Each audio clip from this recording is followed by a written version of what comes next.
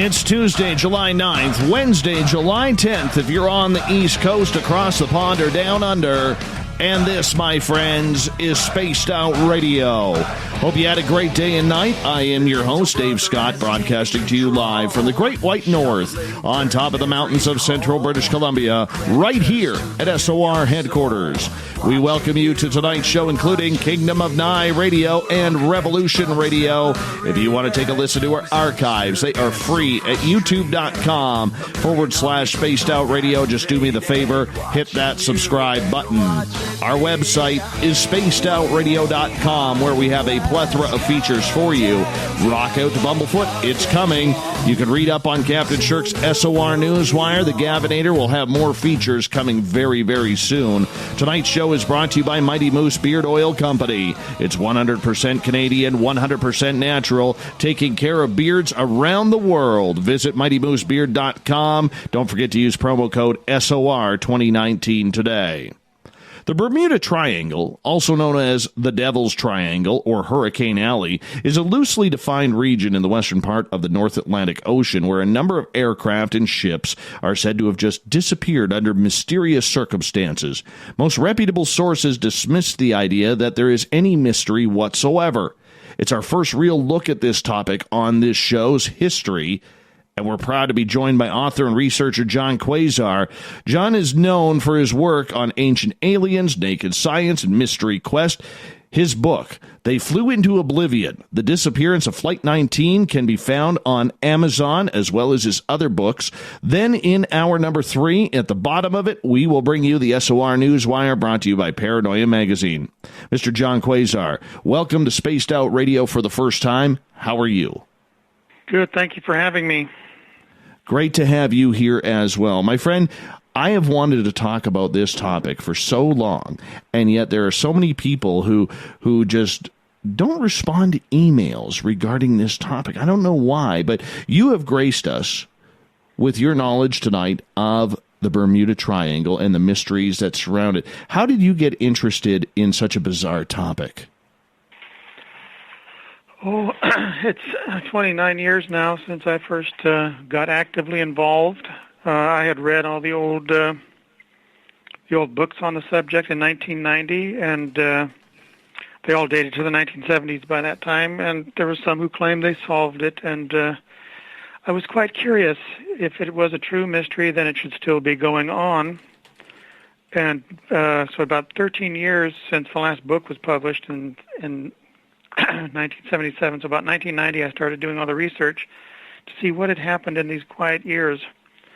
And I came across the records of the National Transportation Safety Board, and I asked them to do a database search of all aircraft posted missing, not recovered, and the database went back to 1962. And I was stunned by how many aircraft had vanished, and I went through all these old dot matrix printouts, and I could mark each one. The majority were in the triangle still. Through the 1980s, about 4 averaged, about each year 4 on average vanished. 1978 and 79, 11 aircraft vanished each year, and this was after all the books were written, so no one had known about this. And so then I ordered reports from the National Technical Information Service, which had them back then in Washington, D.C., and I could get reports for all these disappearances after 1978. Before that, the reports were either destroyed or lost. And I was then surprised by the contents of these disappearances. One pilot panicking over a weird object or a UFO interfering with his aircraft. Others vanishing on radar while coming in for a landing. And I was quite hooked after that. I decided to find every bit of information that I could on the subject matter, because I was getting, readouts going back to 1962, and all the major books had been written in the late 60s to late 70s. And most of these disappearances I was uncovering, at least in the readouts, but had never been covered or mentioned in all these books. There was like 40 or 50 aircraft that had vanished in the time when the Bermuda Triangle was so popular in the 1970s. And the authors never knew about these because they only read the newspapers, and newspapers don't cover most of the disappearances. So after 9 years of all this research, I decided to finally put a website up in 1999. I browsed the web. Finally, I got on in 98, and I saw nothing but debunking of this subject matter based on, at this time now, 25-year-old books. And there was no new information. It was just, this author said this. Back then, this author countered with that. And then people were debunking a subject matter they knew nothing about. And they were debunking a very narrow window in terms of this phenomenon's existence. They were debunking only the 1970s image of it. And so I put up my first website completely devoted to the subject, had the title Bermuda-Triangle.org. And I was inundated. In the first week, I went to #1 on the subject. Documentary TV was knocking on my door right away. I don't know how many TV shows I was on. And within a few years, McGraw-Hill rushed my first book to publication. And that's basically, I brought the subject matter back from the deep freeze, and ever since then my name, no matter how people pronounce it, goes hand in hand with the subject matter, which is not really what I wanted, but I just, now there's 2 books I have out on the subject, plus, subcategory type of books like Flight 19, The Disappearance of the Cyclops as well, and a compendium of nautical mysteries in a book called Distant Horizons. And that's what, sadly, I'm known so much for now. Instead of all the other mysteries I've investigated, this is the one that no one ever would challenge me on. No one would ever wanted to touch the subject matter anymore. They either believed it was solved, and then after I brought it back, no one wanted to argue the point with me because I had like a 30-page bibliography in my first book. And I made sure I got every official source. I did not read Saturday afternoon pulp magazines. I wasn't reading tabloids or newspapers at all. I went for all the official stuff. And when I wrote in my chapter of those who survived unusual incidents, I made sure almost all of them I had at least 2 witnesses to the encounters that I discussed. And so that's why the subject matter came back. Why do you think that you were so focused on this topic? What drew you to it so heavily? Because it's real. It's the only real mystery out there, really, of everything I've investigated, of all the great pantheon of the unexplained of the world. This is the one tangible mystery. The other mysteries I'm not saying are illegitimate, but this is the one that does have tangible evidence you cannot debate. If someone believes in Bigfoot, it's based upon subjective sightings and interpretation. It's based on someone's claims. Same thing with UFOs. Same thing with Atlantis or sea serpents or whatever. But the triangle is made up of real planes and ships that had real people on them. They exist in registers. They flew out there, they sailed out there, and they vanished in fair weather, and most of the times there was no trace.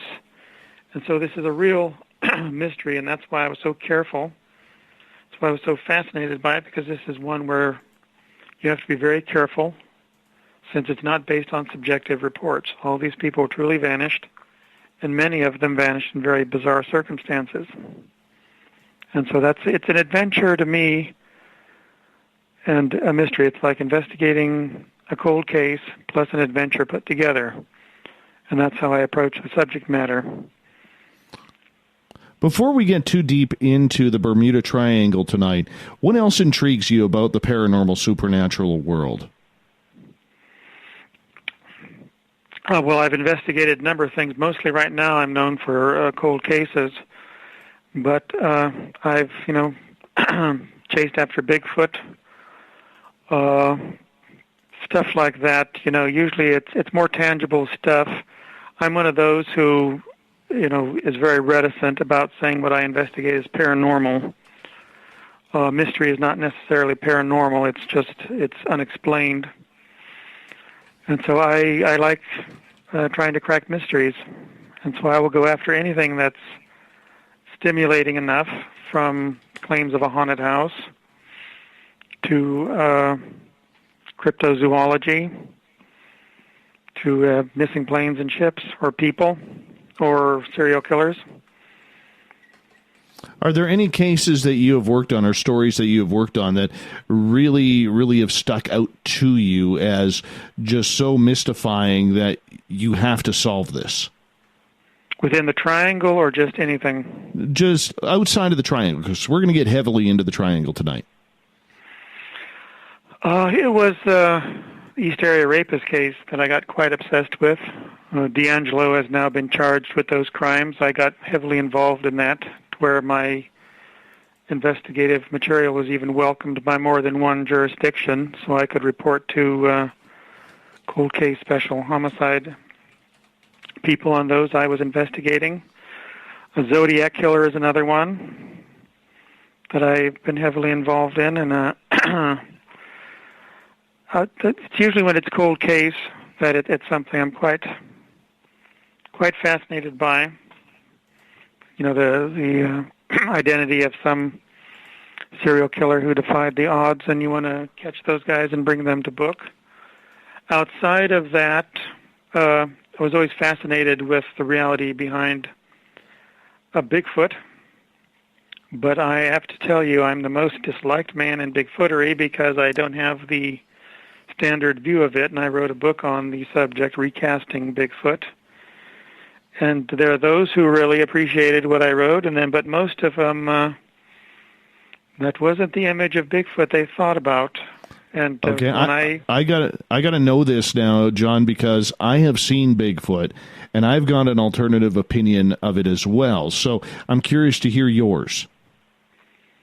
Well, it's more than one thing, and the original Indian legend spoke of two tribes, and one was human, and the other was something very close but not human, and that's the trail I followed, all the old frontier accounts, and it's very far from the cone-headed Gigantopithecus of modern legend. And then I also looked into the background. The Dissonaquah is also something else, and that is my contention. It's a Meranthropodus loisy, which is the Deloy monkey, or ape, from South America.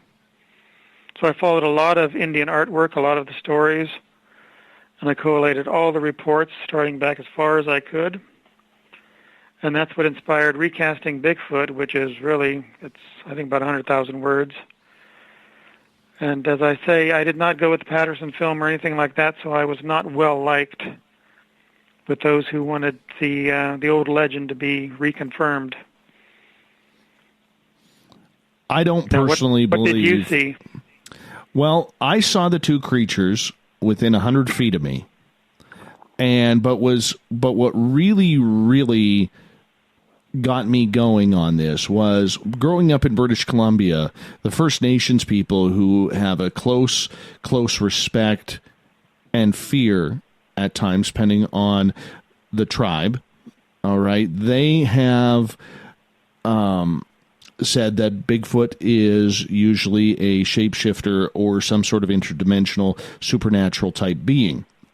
Now, when I had my occurrence with these creatures a few days later, on the same property it happened at my friend's house, because it happened in behind their house, there was a forest, and that's where we saw them. And we were walking on their 10 acres of property, which was very, very paranormal, kind of like a mini E-SETI ranch type of property. And we were walking, and two of the four of us felt we were being followed. And I turned back and looked, and my friend had this old dark cherry tree standing in his yard. And on the left of that tree, I saw, and one other person saw, pixelation standing from the ground on up to about 8-10 feet. And it was funny because the other two couldn't.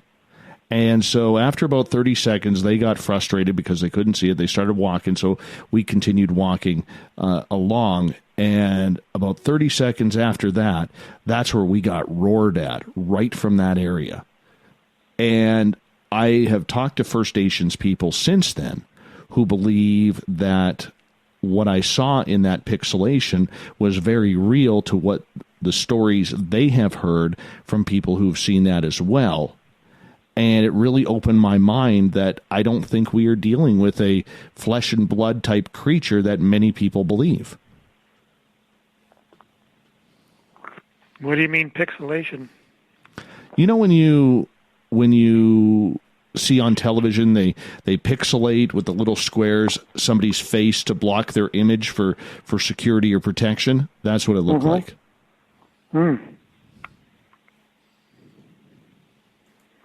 Very interesting. Very interesting. So that's my take on the Sasquatch.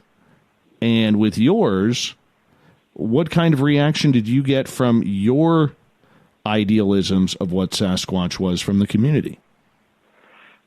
They prefer to ignore me. I really don't join in. I remain a rogue, but I know that it was not, a lot of people came over to me quietly. It caused a rift, but it remains a quiet one because I don't really broadcast myself on the subject matter. I'm known for Cold Case or the Triangle and that kind of stuff, so I don't make a point out of it at the present time. I don't. No one knows where my expeditions have ever been, and or who gathers data for me. So I really kind of keep a very low profile. But my book is quite well known within the core group. It did cause many of the old hands to start admitting that there was more than one thing, because I made it very plain just in the footprint analysis that most of these can't be real, and that the real footprint has been long obscured by all these fakes. So we're not talking about an enlarged human footprint. It has a very different footprint, the Sasquatch. And my contention is it's a Native American anthropoid. It's not necessarily from the old world. So you can imagine that was not very popular. Even within First Nations cultures? Well, no, since I went after I mentioned all the original stories and so forth, and they were far more accurate than all what white man did with building it up. I mean, they had said that there were two tribes, and one of them spoke something akin to Douglas. That was very much the original stories, that there was more than one tribe, and one was human, but they were very degenerate. And so I pursued that, and that is not something you really hear about often with the research. People try to turn it into the missing link to the Gigantopithecus, from the old world, so they could bring up evolutionary theories and try and ennoble it all with that these guys were really living the rice burrows type of life, looking for the people that time forgot. But it was very old theorizing, and they had no real basis for all this stuff. They believed in the Patterson film.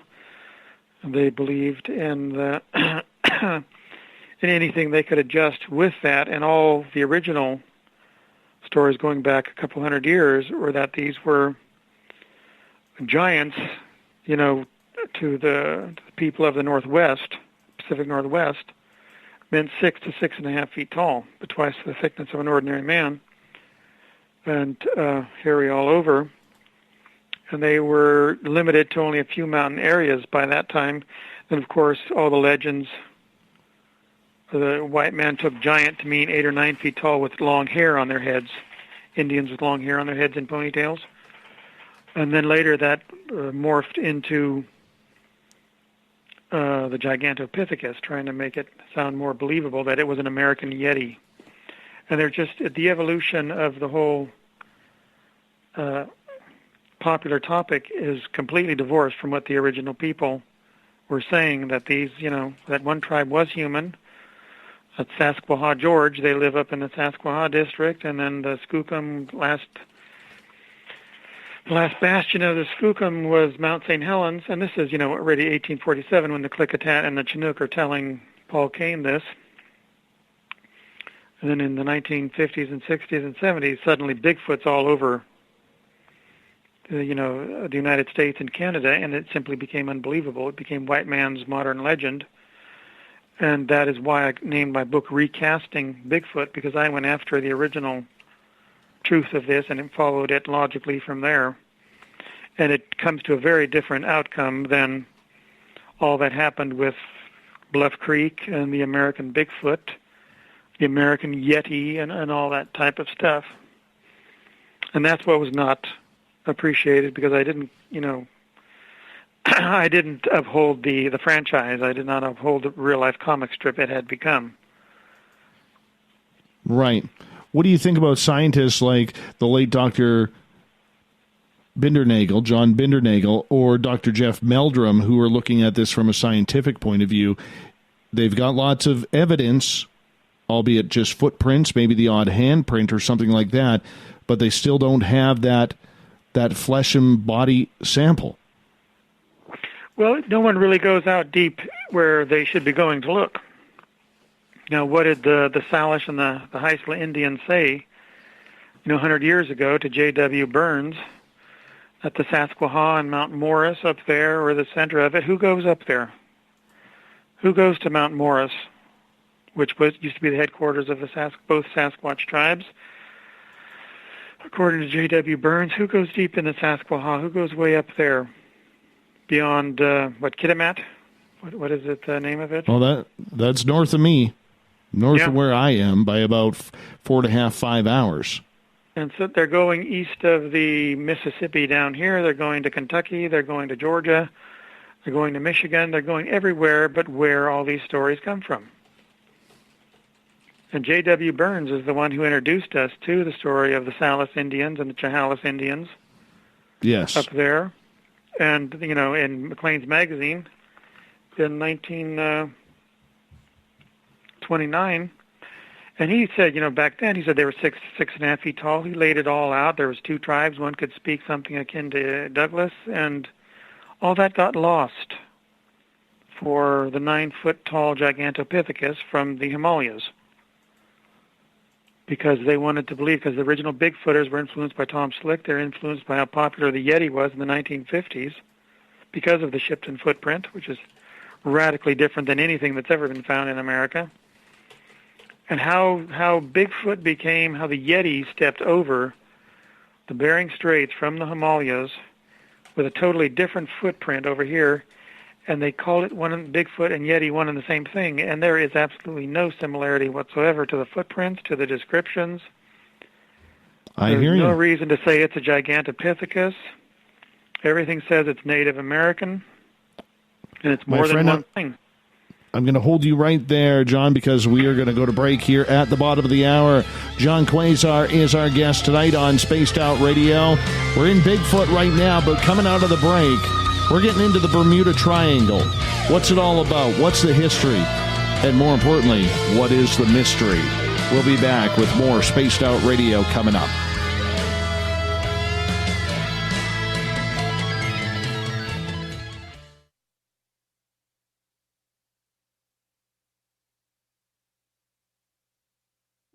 Hey, Spaced Out Radio listeners, it's Dave Scott. I want you to check out a great documentary I'm involved in called Beyond the Spectrum, Mosson's UFO Files. Directed by Darcy Weir, the film follows Jaime Mosson's journey for mainstream journalistic truth in ufology in Mexico. Beyond the Spectrum can be found on Amazon Prime. If you're a member, watch it free. It's worth the watch.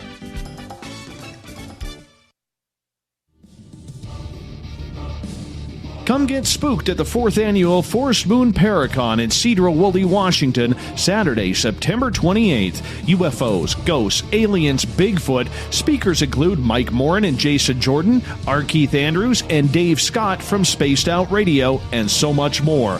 There will be workshops and a VIP roundtable. Get early bird tickets now at fmparacon.com.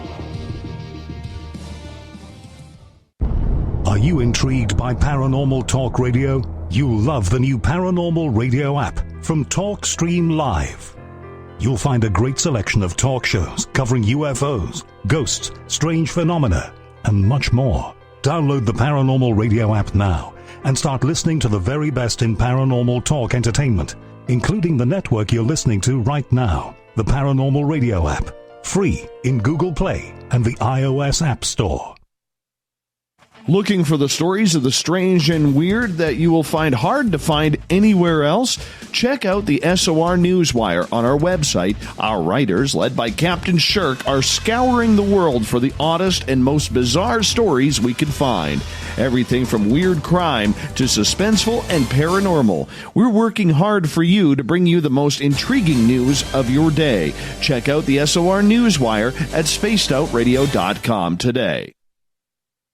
A timepiece is a reflection of who you are, and what better way to show off the real you than with an Escape watch? Escape is a lifestyle brand accessorizing your days and nights. Choose to escape and create the life of discovery that you deserve. Dream, play, unite with your own personalized Escape watch. Head to escapewatches.com. There is no time like the present to enjoy your escape. Use promo code SMF2017 for your 20% discount today. Are you having encounters with the paranormal, supernatural, or ufological that you cannot explain? Look no further than the SOR Sightlines Report, brought to you by the Experiencers Support Association. This is Ryan Stacy, head of the Research Association, TESA. Soon on the Spaced Out Radio website, you'll be able to file your reports and have them researched for you. We are independent and ready to help Spaced Out Radio listeners today.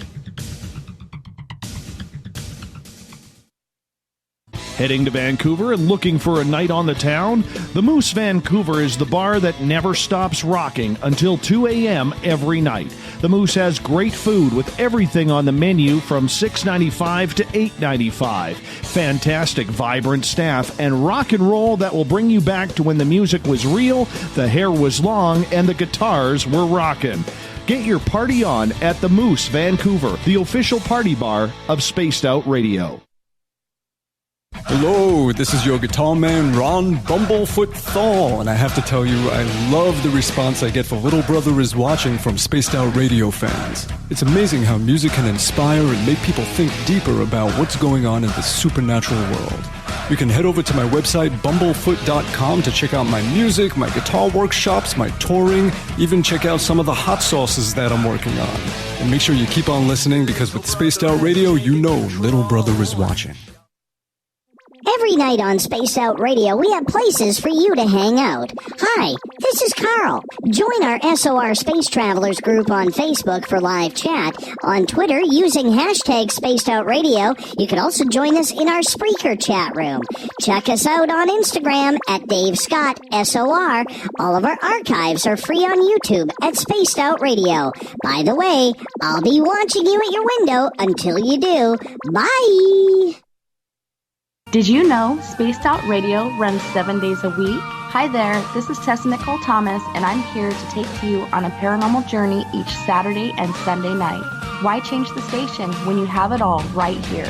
Together, we'll hang out and share some strange and scary stories. And don't forget, we have Psychic Sundays as well, so come tune in Spaced Out Weekend. We get going at 9 p.m. Pacific, midnight Eastern, only at spacedoutradio.com, where we own the night. From the heartlands of Canada to beards around the world, we know how to take care of you. Fill your follicles with the Mighty Moose Beard Oil. All our oils and balms are handmade and 100% natural ingredients because we care about your beard. And hey, use the promo code SOR2019 and get your Mighty Moose Beard Oil today. You can check us out on our website, mightymoosebeard.com.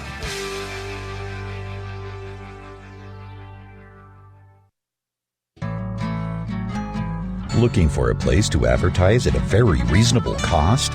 Look no further than Spaced Out Radio. SpacedOutRadio.com has an advertising tab that you can click to check out our daily, weekly, and monthly packages to play on the radio, or our website including social media. From commercial spots to banners, we have it all. Check out our competitive pricing today. Coming soon to our website, spacedoutradio.com, is the SOR Space Travelers Club. For just $5 a month, you can get into a private area on our site where you can hang with other listeners in our chat room, post in our forum, and check out a bunch of exclusive content and store that won't be found anywhere else, including a nightly after-show party with Dave. It's going to be the best $5 a month you're going to spend. to SOR Space Travelers, only at spacedoutradio.com. Coming up this September 21st and 22nd, all UFO eyes will be focused on Toronto for the 4th Annual Alien Cosmic Expo. Come listen to some of the biggest names and experiencers in ufology. Travis Walton, Paul Hellyer, Richard Dolan, Paula Harris, Grant Cameron, Randy Kramer, and Spaced Out Radio's own Dave Scott. Tickets are on sale now at aliencosmicexpo.com.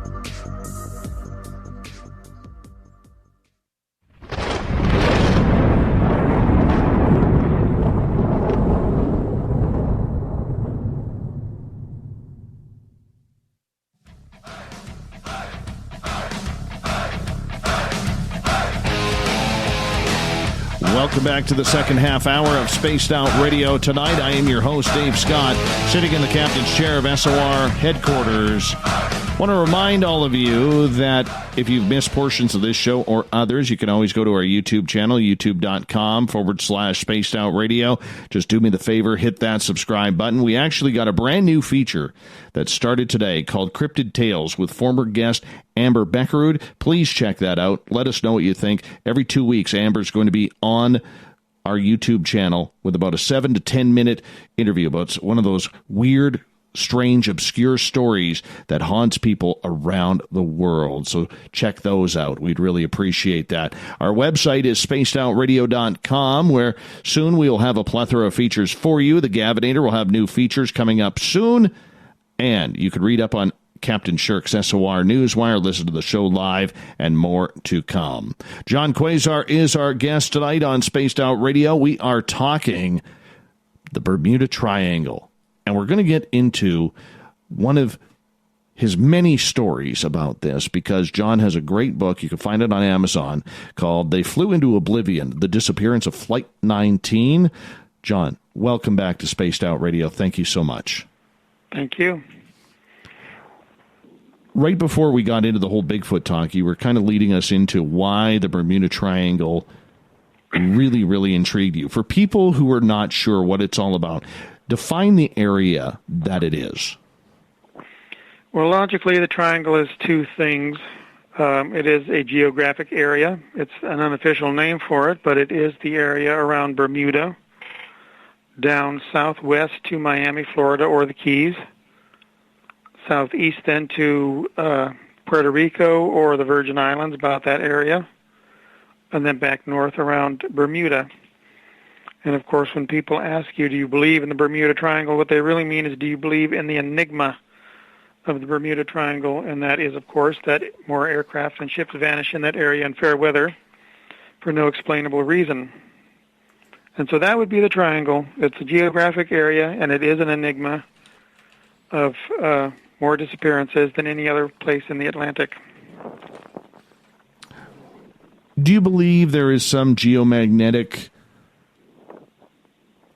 issue going on in the triangle that is causing this, or do you think it's much more supernatural than that?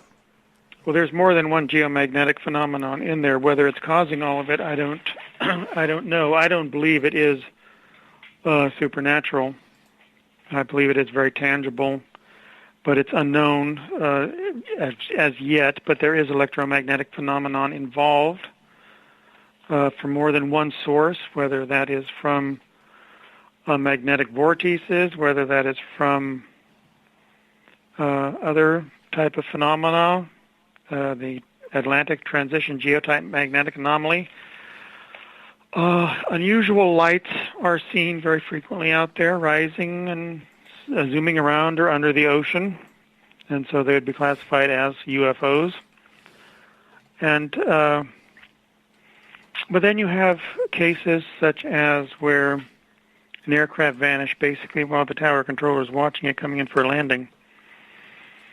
And so you don't have anything like a UFO involved in that. And it's hard to explain cases like that. I have two such cases, both of them coming into Harry S. Truman Airport in the Virgin Islands.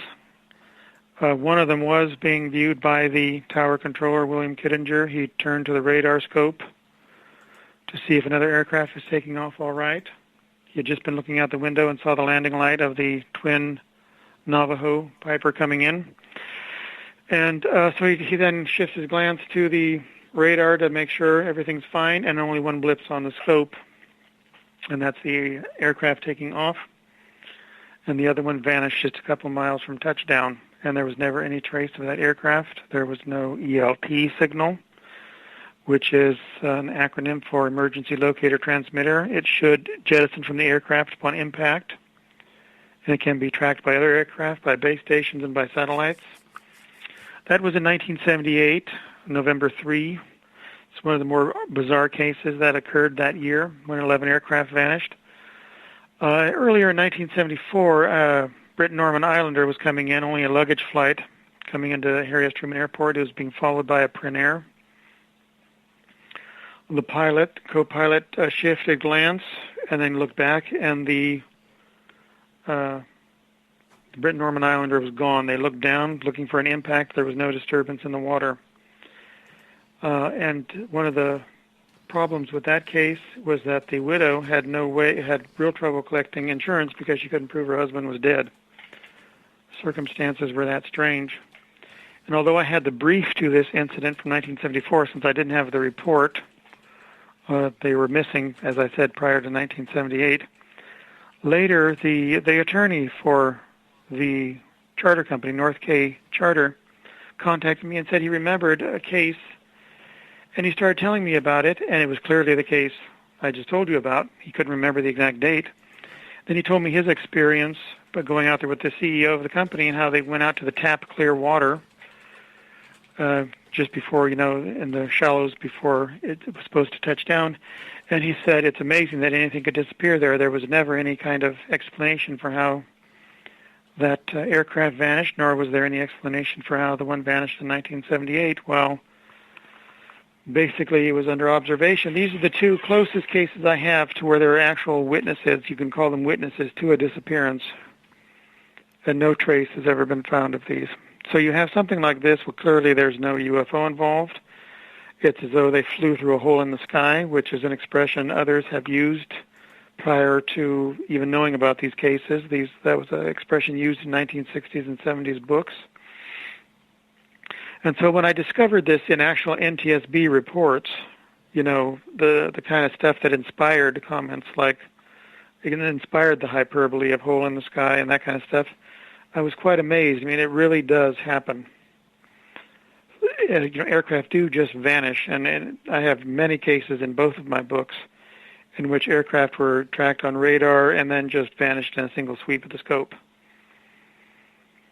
And there's no explanation. The sweep is 8 seconds of the scope, and even if the aircraft fell, they should capture it again, spiraling down on the scope, or pieces of it if it imploded from convective activity they didn't know about. There's cases on radar where, several objects are picked up on the next sweep of the scope, indicating the aircraft blew apart. There's no such radar returns for those that vanish in the triangle. They are simply gone in one sweep. In one case, one vanished while ascending at 29,000 feet, and no piece of it was ever found, caught on radar coming down. We hear of all these stories about pilots getting disoriented in that area. Do you think we are dealing with disorientation or the electromagnetic frequencies blowing out gear that are causing this, or do you think there is some sort of portal that is opening up that is swallowing these aircraft? Well, one is electronic fog. That is unofficially, it's not accepted to exist, but there are meteorologists and other atmospheric scientists that accept it as real, and it's a question of trying to prove it, but electronic fog does exist. I have several witnesses to it, from Bruce Gernon to Martin Caden to several others who don't wish to be named. But it does get hold of the aircraft. It is somehow, those who have described it say you can look straight up and you can see the sky. You can look straight down, you can see the sea, but you can't see anything around you. So it's like a donut shape around the aircraft, and it flies with you. It's like a fog that flies with you, and according to Bruce Gernon, the one who coined the term electronic fog, he says pilots will think they're flying through a fog fog bank. When you're not, it's actually flying with you. You're not flying through it. And that can cause some to be spatially disoriented. In terms of actual reference, or I should say inference to a phenomenon like this, there are two unofficial reports. One of them is in 2001 when Gus Purvis was playing interception tag with a Coast Guard aircraft for drug interception. So they were training. They were near Marathon in the Florida Keys. Weather was 10 miles clear. Marathon Weather Reporting Station confirmed that. Suddenly Purvis announces he's IMC, which is Instrument Meteorological Conditions. He doesn't have an horizon anymore. He has to fly on instruments. And the Coast Guard aircraft said everything was fine. Then he vanishes. In his case, an elaborate search did find some minimal debris near Marathon, indicating that he did crash. He lost control and crashed. But no one can explain why suddenly in clear weather he's reporting absolutely no horizon anymore, that he's flying in instrument meteorological conditions when there were none. Another case is a rather strange one from 1980 in which a young 16 or 17-year-old Civil Air Patrol student got in a Twin Beach and took off flying. And to make a long story short, he later reported himself off Florida at 150 feet altitude, lost in clouds, and it was a perfectly clear day. The Coast Guard scrambled from Miami trying to find him. He was not overheard by Miami. However, he was overheard by two airliners near Bermuda, 1,000 miles away. It was assumed he was out of fuel because he had taken off from a Caribbean island, and he was at the limit of his fuel about 5.5 hours into the flight. I think about 11 hours later, Caicos Island, which is midway between Puerto Rico and Miami in the Bahamas. So 11 hours after fuel starvation, Caicos radio control picks up a young man's voice. They pick up the call letters of this aircraft, N9027Q, and they insist they got it right. He says he's 10 minutes out and he's coming in for a landing. He wants to be cleared, and they clear him for landing. He doesn't show up there. Now, that's a hard one to explain. When you have that many, he took off from, I think, St. Thomas in the Virgin Islands. How he possibly got off Miami and was disoriented in clouds in clear weather is not explainable. How the aircraft who heard him were airliners 1,000 miles away at Bermuda, and then how on earth could he be in the air still 11 hours later near Caicos, 600 miles away from Miami, and saying he's 10 minutes out? Who is playing a hoax like this? Who can be in these areas and doing this? And, this was not world news. No one knew this was going on. Even the tower at Caicos didn't know he was missing. They just thought they had a guy coming in for a landing. And that's all from an NTSB report. Was the gentleman ever found? No. Peter Jensen was his name. Some have tried to say, well, he was only 16 years old and he was a Civil Air Patrol student. Well, how does if he's not fully competent flying, how does that explain all this? That can't put you up 11 hours after fuel starvation. There's no airfield he could have landed and refueled without being clocked in or clocked out. I have one other case where there's radio message coming after fuel starvation had to have happened, but it's a very funny case, and it could be a crime involved. And that was off the Exumas. They were going to go appear in a Bahamian court over arms or drug possession. And after fuel starvation, other pilots could hear this guy still calling out Mayday. And he and the three passengers in that aircraft were never seen again. Now, I don't know how they were in the area still calling out Mayday without fuel, but one must presume he was either landed somewhere or was involved in something, or it was a genuine mystery that just happened to coincide with four people who may not have wanted to appear in court that day in the Bahamas. So they faked their disappearance. But how they did it after fuel starvation, I don't know. But the other two cases are quite legitimate. When you talk about fuel starvation, you're talking about running out of gas and the timeline from running out of gas. Yes. So Okay, for what Jensen, about... it was 11 hours after he ran out of fuel that Keikos picks up his voice and registration number, and he says he's 10 minutes away and he wants clearance to land. That is crazy.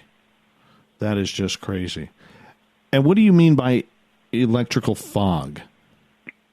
Electronic fog, it's because Bruce was the one who coined the term. In 1970, he narrowly escaped a huge storm cell. He flew through basically what looked like a horizontal tornado.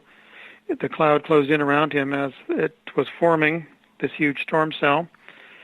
And when he exited the storm cloud, he had conducted, the electronic fog. Everything was just this gray mist, but nothing worked in his plane. His compass was spinning. Everything was going erratic. And so that's why you call it electronic fog, because it's clinging to you, but there's some electronic component which causes everything to go berserk in the aircraft. And then when it finally parted, he should have been nearing Bimini in the Bahamas, but he was actually picking up Miami. And then when it cleared, he realized he was over Miami Beach. And he kept all the fuel receipts and everything, and he had more fuel than he should have, and he did not know how he flew 100 miles and 30 minutes of time and 100 miles of space in that period of time while being in the electronic fog. So he does believe he did skirt time-space. Almost like a portal or a wormhole opened up.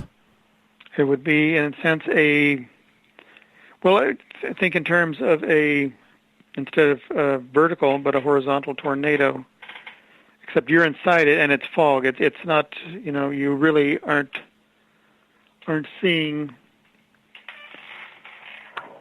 really, you just think you're in a fog bank. Going back in time, you can find references to the same phenomenon by none other than Charles Lindbergh in his autobiography in 1976, The Autobiography of Values. He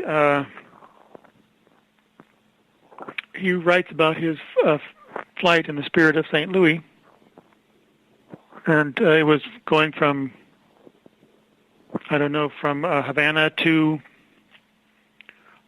Florida, and he said he was in all this fog, and his equipment was going erratic, and he tried to fly above it, but he couldn't get above it. So he thought he was just in a fog bank, but he flew 300 miles off course by the time he came out of it, but his description of it sounds very much like the electronic fog. Do you believe that the pilots know what's happening at this time? Have you talked to any pilots who've had this type of malfunction inside the cockpit while they've been flying through the triangle? Oh, yes. They if they now understand what electronic fog is, they do believe that's what they encountered. So what's going on in the cockpit? It does. Go ahead. What can happen in fair weather, and no one knows. But then you don't always know the circumstances. For some disappearances, I have nothing but the pilot comes over the radio and says, I'm having instrument troubles, or just instrument troubles, and he repeats that until he's trying to figure it out, and then he vanishes. Do you think they're crashing into the Gulf? Well, they're not leaving any traces if they are. Is it just disorienting for the pilots because their gear and their electronic equipment on board is going haywire, including their navigation system? Or is it going haywire in their own brains as well, that they get disoriented by what is going on? Well, I'm sure they probably can't tell, because when that suddenly happens and you're flying out over ocean and you can't rely on any of your gear, you're going to get a little panicky. So there's very few who can really assess themselves objectively when they're undergoing that. You usually can get more assessment from a ship captain when it happens at sea. There's a little less to panic about. You're not going to crash. And things just go haywire. The compass will start spinning Radio might not work. Batteries will be drained.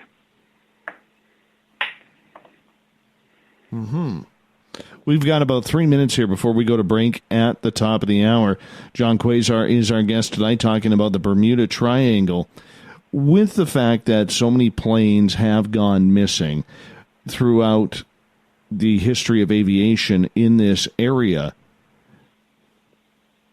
is it more military that is disappearing or public planes? Because we don't hear a lot about airliners today that fly into that area filled with tourists going down and disappearing.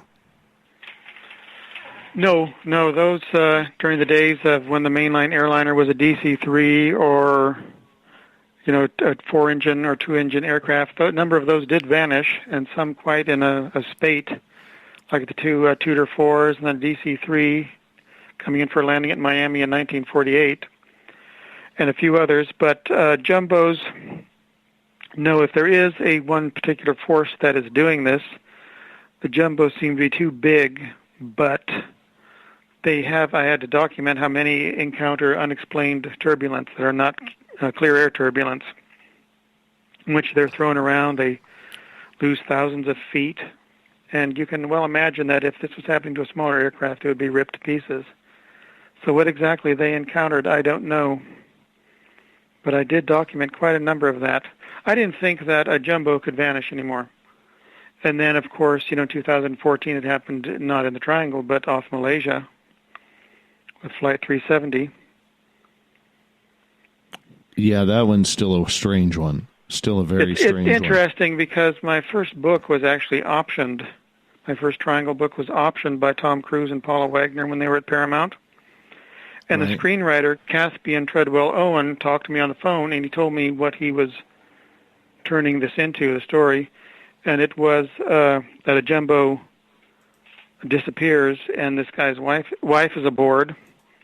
And so the plot of the movie is he goes out searching what could possibly happen, and he's investigating the Triangle and trying to find his wife and this missing jumbo airliner. Now, this was in 2004, 2005. The screenwriter's telling me this. Then 10 years later, it really happens because I didn't say anything to him. It's not my business about writing the screenplay. But I thought, my gosh, no one's going to believe that a jumbo airliner can vanish anymore. And then here, 10 years later, basically, the screenplay plot happens for real off Malaysia. We only got about 15 seconds here before we got to go to break here. And so we're going to be talking more about the Bermuda Triangle with Gian Quasar coming on up, because we got to get into Flight 19. This is probably one of the most popular mysteries regarding the Bermuda Triangle. What happened to these very highly experienced military pilots? Their planes have never been found. Are they at the bottom of the ocean? Are they in a different dimension? Did they get taken by aliens? Gian Quasar, in hour 2, is going to get into it.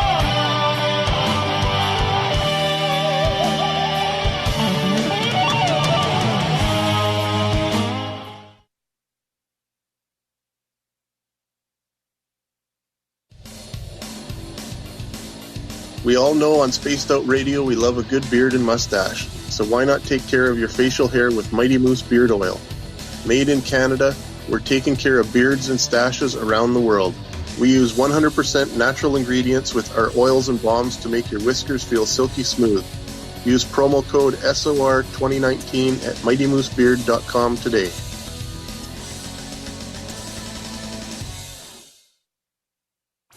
Come hang out with Spaced Out Radio, where we own the night. This is Carl. You can follow Dave on Twitter at Spaced Out Radio, and during the show, use the hashtag Spaced Out Radio to chat with us live.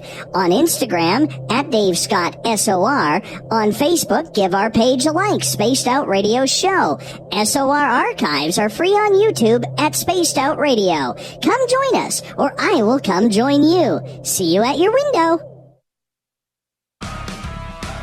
Get your horns up with me on Spaced Out Radio. This is Ron Bumblefoot Thal. Come tune in to SOR where you can hear me rock out with Little Brother Is Watching, the official theme song of Spaced Out Radio. And then come on over to bumblefoot.com where you can find out about my tour schedule, my music, and everything else. Bumblefoot.com keeps you up to date on what I'm doing and the best way to stay in touch with my music and music camps. Sign up for my newsletter at bumblefoot.com and remember, Little Brother Is Watching.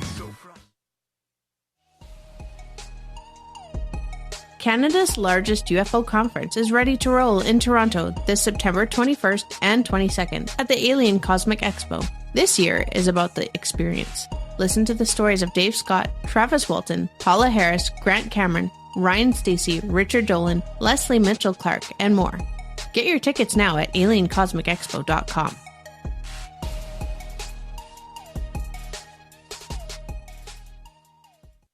Find your escape where time has no limits.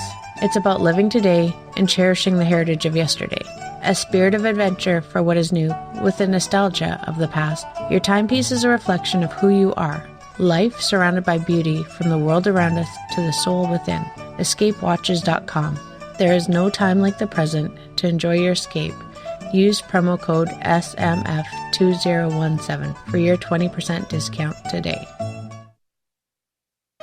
Hey fans, it's Dave Scott. Do I have something for you to check out? A great documentary about legendary Mexican investigative journalist Jaime Maussan and his search for the truth about UFOs.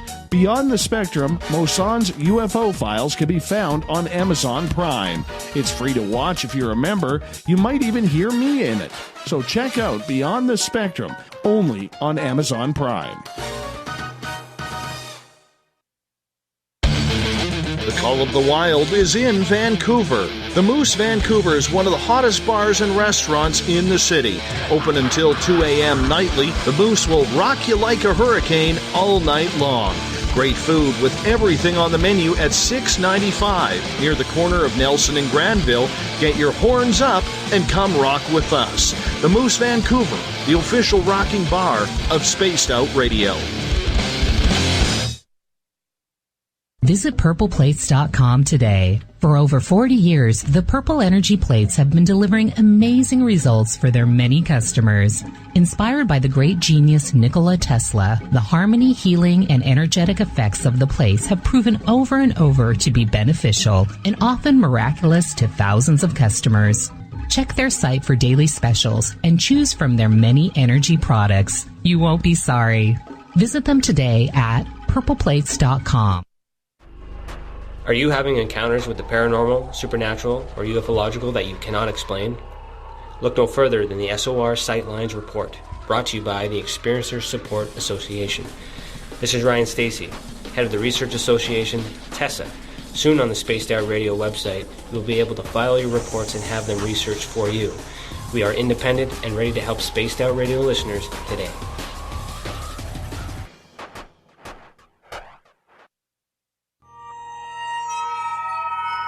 You hear footsteps in the empty room above you. A rocking chair begins rocking by itself. Don't be afraid of the things that go bump in the night. Reach for Spirit Storybox, the iPhone app the Huffington Post UK called the only ghost hunting app you will ever need. Spirit Storybox. The spirits are telling their stories. Are you listening? At spacedoutradio.com, we have a little bit of everything for you to stay up late. So while you're there, check out our SOR Newswire, where our team brings you stories of the weird and strange to the WTF from around the globe. News on Bigfoot, UFOs, paranormal, Darwinian-type crime tales. It's the stories that the mainstream media usually won't touch. Well, we got them all on the SOR Newswire, only at spacedoutradio.com. Looking for a place to advertise at a very reasonable cost? Look no further than Spaced Out Radio. SpacedOutRadio.com has an advertising tab that you can click to check out our daily, weekly, and monthly packages to play on the radio, or our website including social media. From commercial spots to banners, we have it all. Check out our competitive pricing today.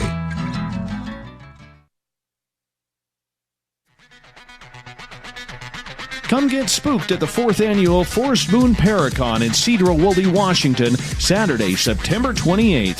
UFOs, ghosts, aliens, Bigfoot. Speakers include Mike Morin and Jason Jordan, R. Keith Andrews, and Dave Scott from Spaced Out Radio, and so much more. There will be workshops and a VIP roundtable. Get early bird tickets now at fmparacon.com. We are getting ready to relaunch the SOR Space Travelers Club at spacedoutradio.com. For $5 a month, you can join us for a plethora of features found nowhere else. Hang out in a private chat room during the show and after party. You can check out some exclusive content and a store specifically for you, as well as a private listener forum where you can post your thoughts, stories, and pictures. The SOR Space Travelers Club, coming soon to spacedoutradio.com. So, you love talk radio? Then you'll love TalkStreamLive.com. TalkStream Live is always on, 24/7, with the best streaming talk shows. Find your favorite talkers and discover some new ones. It's free, readily available online or on mobile with any smartphone or tablet. Finding your favorite talk shows all in one place has gotten a whole lot easier. Just go to TalkStreamLive.com. Be sure to download the free apps from Google Play or the iTunes App Store.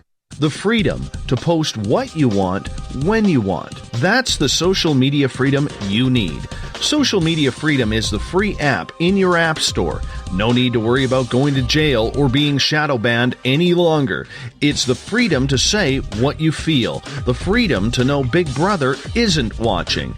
It's the way social media is supposed to be. Social Media Freedom. It's time to set yourself free. Download from your app store today. You're listening to Spaced Out Radio with Dave Scott. Follow Dave on Twitter at Spaced Out Radio and on Facebook, Spaced Out Radio Show. Welcome back to hour number 2 of Spaced Out Radio tonight. I am your host, Dave Scott. Thank you so much for being with us. Tomorrow night on the show, Chris Cogswell, William Pullen, Reality Paranormal, 9:06 Pacific, 12:06 a.m. Eastern at spacedoutradio.com. Hi to everyone listening in on our terrestrial affiliates down in New Orleans, UPRN 107.7 FM. We're in Noonan, Georgia at WQEE 99.1 FM, KZFX 93.7 FM in Ridgecrest, California, KDUN AM 1030 in Reedsport, Oregon, and KDNF AM 1560 in Dangerfield, Texas. On the digital side, hi to everyone listening in on Bart L's Kingdom of Nye Radio, along with everyone listening in on Revolution Radio. Great to have you with us. Don't forget, you can check out all of our archives for free at youtube.com/Space Out Radio. Just do me the favor, hit that subscribe button, and do me a favor, check out our brand new feature on our YouTube channel called Cryptid Tales with Amber Beckerud. We'd really appreciate your thoughts on that. The Desert Clam has set the password for tonight in the SOR Space Travelers Club. Lampadaeaphor. Lampadaeaphor is your password. Make sure you use it wisely, Space Travelers, as the Clam sets a password each and every night right here on Spaced Out Radio. Our website is spacedoutradio.com, where soon the Gavinator will have new features for you. Should be coming very, very quickly. Right now, you can read up on Captain Shirk's SOR Newswire, listen to the show live. More features coming very, very soon. Tonight, we are talking with author and researcher Gian Quasar. We are talking about the Bermuda Triangle, and he has written quite a few stories on this, including the one we're going to get into right now. They flew into oblivion.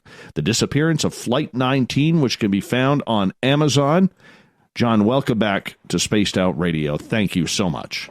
Thank you. Let's go back in history here. Mm-hmm. Flight 19. This is one of the most strangest cases of the Bermuda Triangle. Take us back in history here and let us know what happened.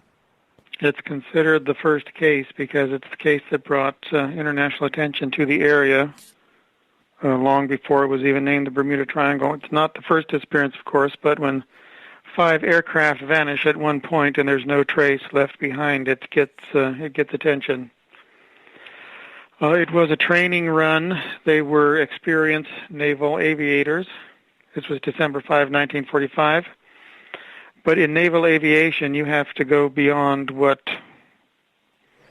what training the other military branches engage in, because you have to learn overwater navigation and then landing on a carrier. And so they were all graduate pilots. They were not rookie pilots in any sense of where they had from 300 to 350 flight hours. And so they went out on a basic triangular flight pattern from Fort Lauderdale, Florida, over the Bahamas. And it was all supposed to be very routine. You're really not out of sight of land for very long out there. Each student pilot flies a leg of the flight. The others follow his navigation. The flight instructor is behind them with a clipboard strapped on his thigh, and he's taking notes. In any case, the weather was fair. They went out there. They did their mock bombing run at an old wreck near Chicken and Hen Shoals. They proceeded further out, and at the Berry Islands, I believe it is, at Great Stirrup Cay, they turned north.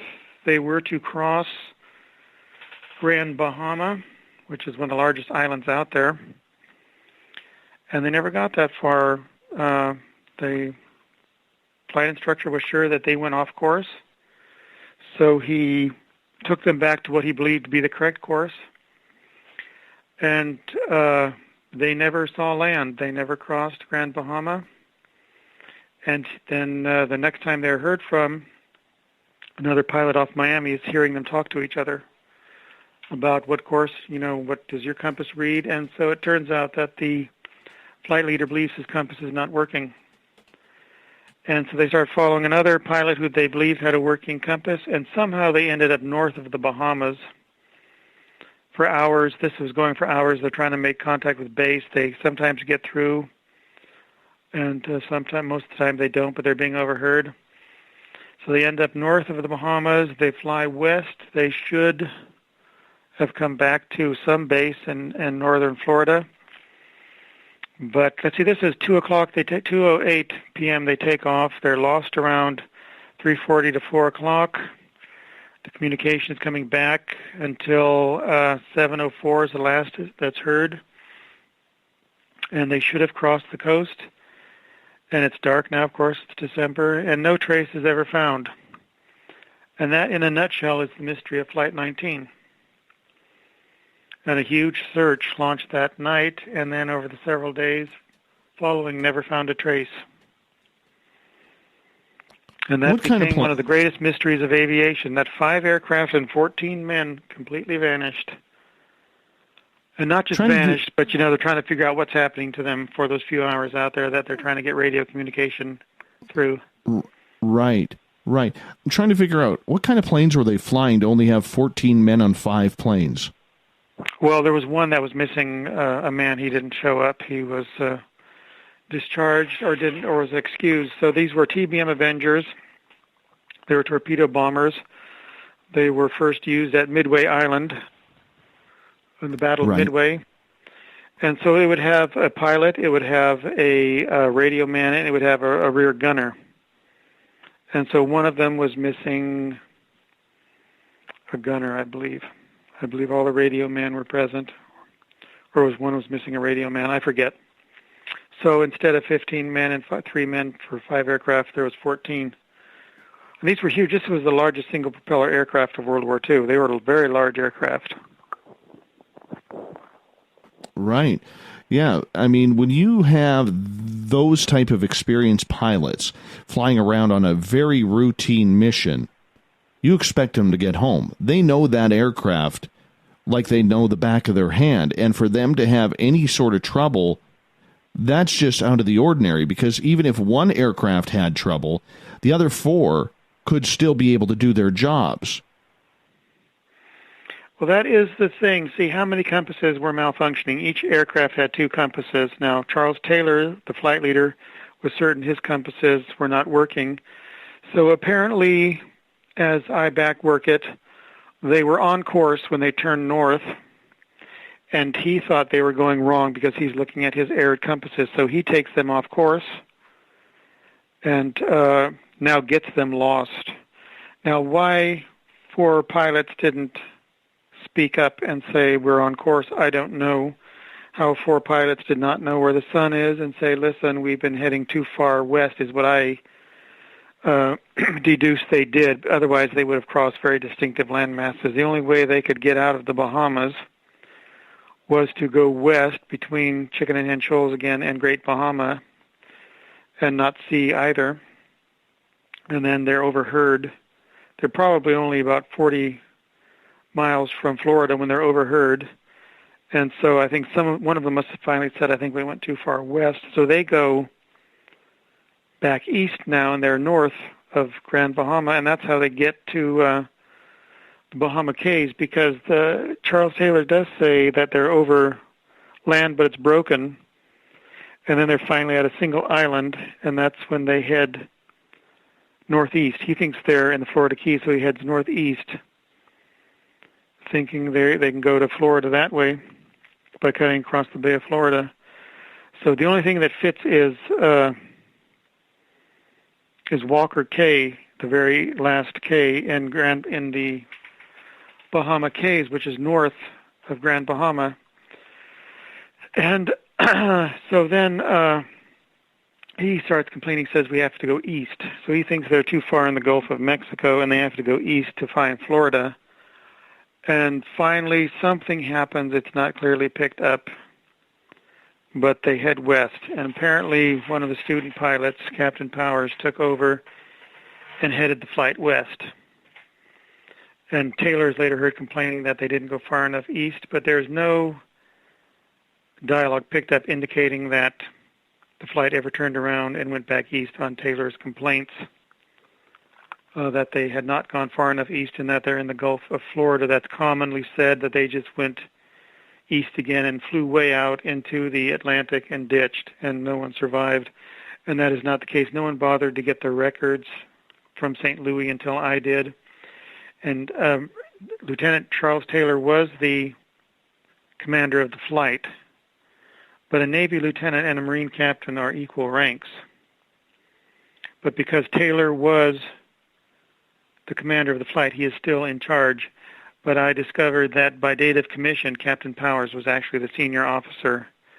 And from everything I knew about Captain Powers' temperament, and that he did have senior rank, and that Taylor had to be completely wrong, he no doubt did relieve him of command and took over the flight. And so there's no way he ever would have turned back and headed east.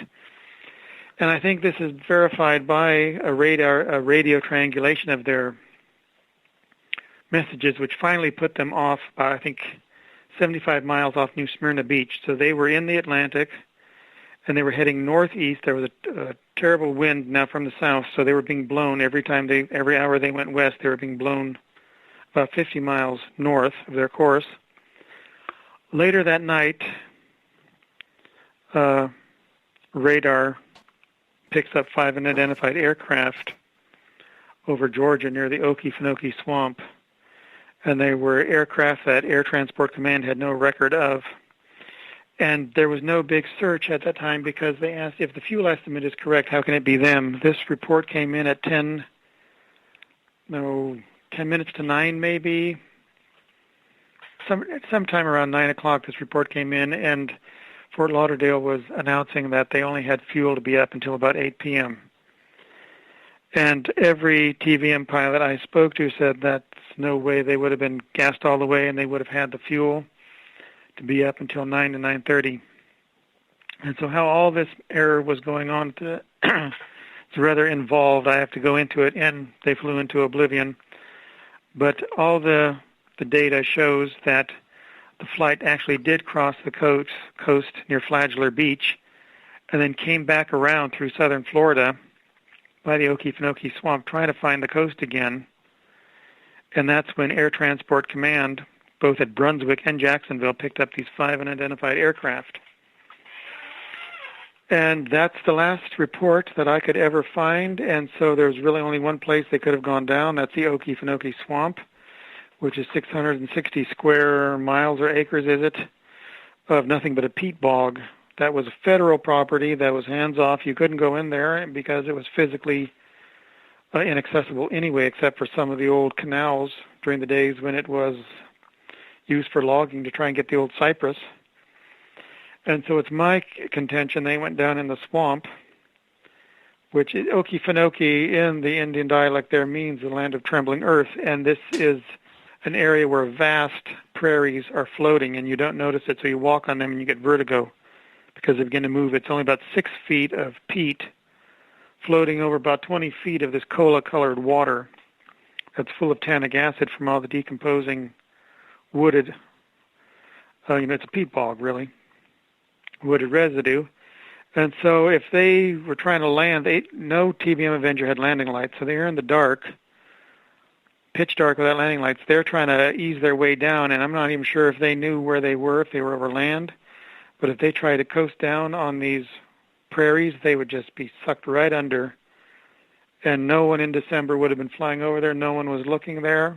There was a storm then, later that night, and no one would have noticed. And so the Okefenokee Swamp is basically the only place that could swallow 5 aircraft, and no one would ever know it. And no one would ever stumble upon any debris because it would all be sucked under the peat and then into a soft bottom of sand. And no one could casually come across any wreckage because it's a federal refuge and you're not allowed in there. Was there any communication via radio with the pilots of these 5 aircraft on Flight 19? Taylor could be heard back and forth with Robert Cox, another pilot, and another squadron, and then he could be overheard talking to the other pilots, and a couple of the other pilots were overheard a few times by various base stations, but back and forth communication was very difficult between Taylor and the base stations. Was that due to distance? Yeah, apparently, yes. So indicating they were much further out than they thought. So what do you think happened to them? It's hard to... Well, I believe Taylor did take them off course. Now, why the others just didn't open their yaps and say we were on course, why it took until about 4:30 for one of the pilots to say, damn it, if we would just fly west, we would get home. That had to be Powers. He was overheard to say it twice. And he did have a functioning compass, apparently. And he headed them west, and they all followed him. And still they ended up way northwest over Flagellar Beach. The Solomon's carrier did pick up radar 4 to 6 aircraft around Flagellar Beach, so that must have been them crossing the coast. That was around 7 o'clock. And, of course, one of them did not have IFF, and Solomon's couldn't tell if they all had IFF, so it does sound like that's the right squadron. And why they never made it back to a base, well, it's hard to say. All the Florida East Coast was lit up. All the bases were lit up to maximum extent. So the flight could find one of the bases, and they should have, but apparently no one ever saw one. No one came into, Daytona Beach was lit up, Jacksonville, all of those. Why indeed did they not make it? Mm-hmm. Wasn't it heard that Taylor was saying, damn it, if we could just fly west, we would get home? Head west, damn it? No, that was Powers. Oh, okay. That was Captain Powers. He was the head of the Marine detachment. There were 2 Navy pilots. The other 3 were Marine pilots. Taylor was the one saying, damn it, if we just go east again, we would find Florida. He thought he was in the Gulf of Mexico. There's no indication that Powers was even listening to him anymore. He was heading that flight west, and radar would seem to confirm that in Air Transport Command. Those 5 unidentified aircraft certainly made it over land again. So it's absolute bunk that they just went east on Taylor's orders and ditched somewhere in the Atlantic Ocean. It's far more complex than that. They, in fact, made it back to land, and as I say, they had to have gone down in the swamp in southern Georgia. Yeah, so that leads to Jim's question, if they could have crashed in the Everglades or someplace like that. That would be far too south. They would have been having good communication with Fort Lauderdale by that time if they were that close. Fort Lauderdale and Port Everglades could not could not pick them up toward the end. They were being picked up actually by Yuma, Louisiana, and by Pensacola. Those were the last stations to pick them up, so they were clearly in the north. So in Georgia, they could have been picked up by those high-frequency stations. Do you believe then that, or let me rephrase that if you don't mind, if they were seeing the flight on radar and the directions that they were going, why didn't they send up any patrol craft to try and get to that area to try and bring them home? Weather, I suppose, and also the flight had never switched from their training frequency. So Fort Lauderdale was the only station on the whole east coast of Florida that could pick them up, except for the high-frequency stations that were trying to monitor the traffic, but they could not communicate on that. Only Fort Lauderdale and Port Everglades were able to communicate back and forth. The other stations, the other bases were told to switch over, and apparently that got lost, that command, and so they would have to retune their apparatus to monitor that frequency, and some just switched over to listen, but they could not engage in two-way communication. And Taylor was told by Port Everglades to switch to 3,000 kilocycles, which is the distress frequency, and every base could communicate on that. But by that time it was dark, and he refused to do that for fear he could lose contact with one of his aircraft. I talked to pilots, and they said those knobs had some real play with them. So in the dark, if they all tried to switch over frequencies, it's likely that one of the pilots would not have gotten it, and then they would have been out of communication with one of their pilots. And so that's why Taylor refused. He said, I must keep my flight intact. And so they were limited to a very narrow frequency that Fort Lauderdale and Port Everglades could overhear and communicate with back and forth, two-way communication in the south of Florida. And clearly with the winds, they ended up in the north. We got about a minute to go here before we have to go to break here. How many people were involved in this search and rescue or search and recovery, whatever they were trying to solve? And did any of their pilots or ships have navigational issues? I don't know how many were involved, but one, PBM Mariner, did vanish that night with all 13 aboard. Well, that's something we need to get into when we come out of the break here, because that's going to be very interesting as well. This story just amazes me, John. Just amazes me that after so many years we are in still such a flux of what happened to these aircraft. I mean, how many submarines and how many scuba divers have gone down trying to find them, and they're just not there. It's unbelievable, my friend. I inspired 2 expeditions, so I can tell you I had exact coordinates, and we found nothing. Nothing. Wow. Mm-hmm. Well, let's learn more about that when we come back from the break here at the bottom of the hour. Our guest tonight on Spaced Out Radio is author and researcher Gian Quasar. We're talking about the Bermuda Triangle, Flight 19, his book, They Flew into Oblivion. The Disappearance of Flight 19 can be found on Amazon. Spaced Out Radio continues right after this.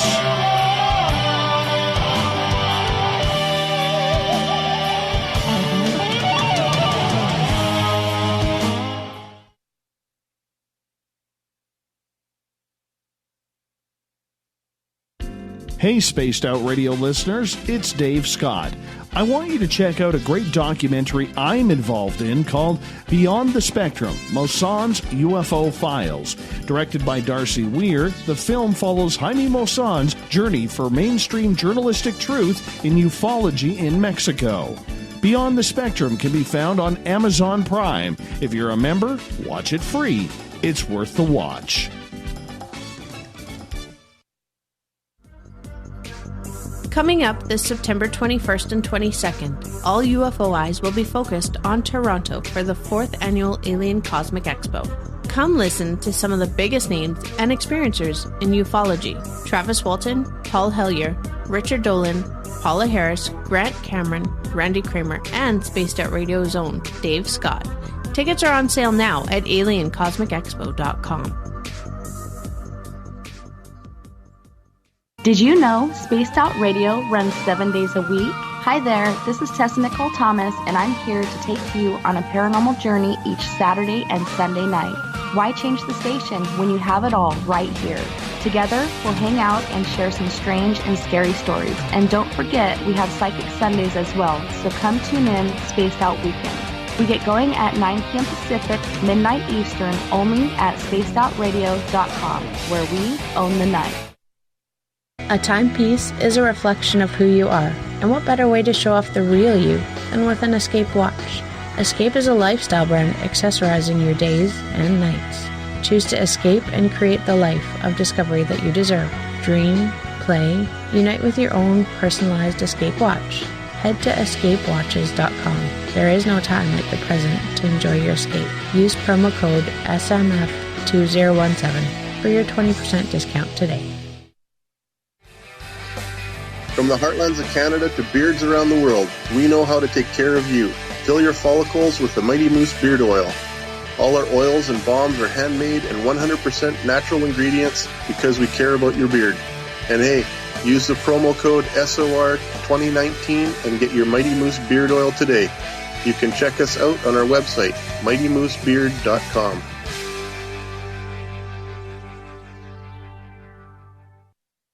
Heading to Vancouver and looking for a night on the town? The Moose Vancouver is the bar that never stops rocking until 2 a.m. every night.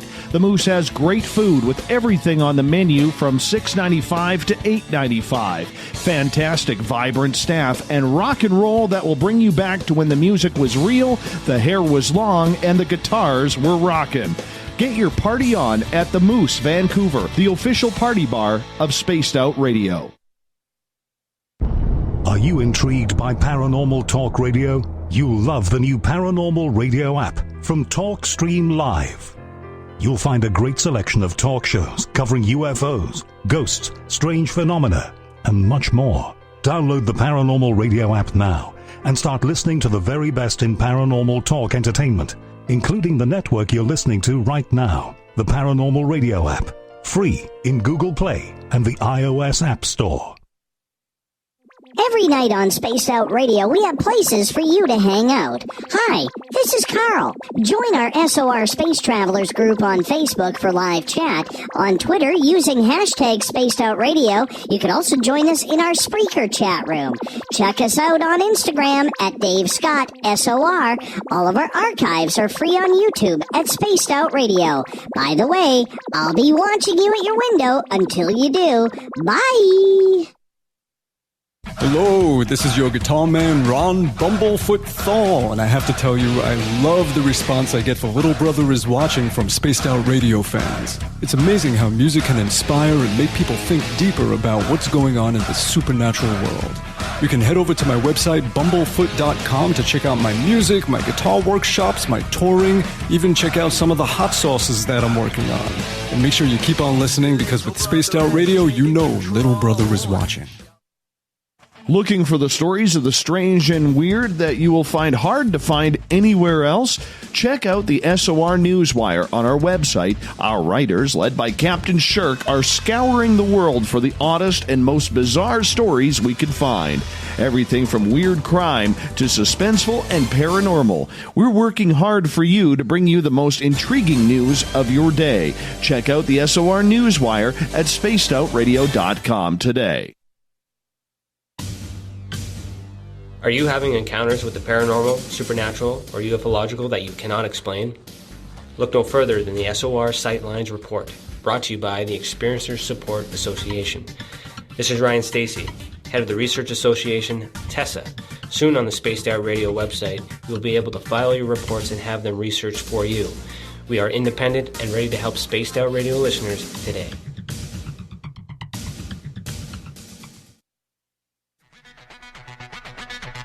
Come get spooked at the 4th Annual Forest Moon Paracon in Cedar-Woolley, Washington, Saturday, September 28th. UFOs, ghosts, aliens, Bigfoot. Speakers include Mike Morin and Jason Jordan, R. Keith Andrews, and Dave Scott from Spaced Out Radio, and so much more. There will be workshops and a VIP roundtable. Get early bird tickets now at fmparacon.com.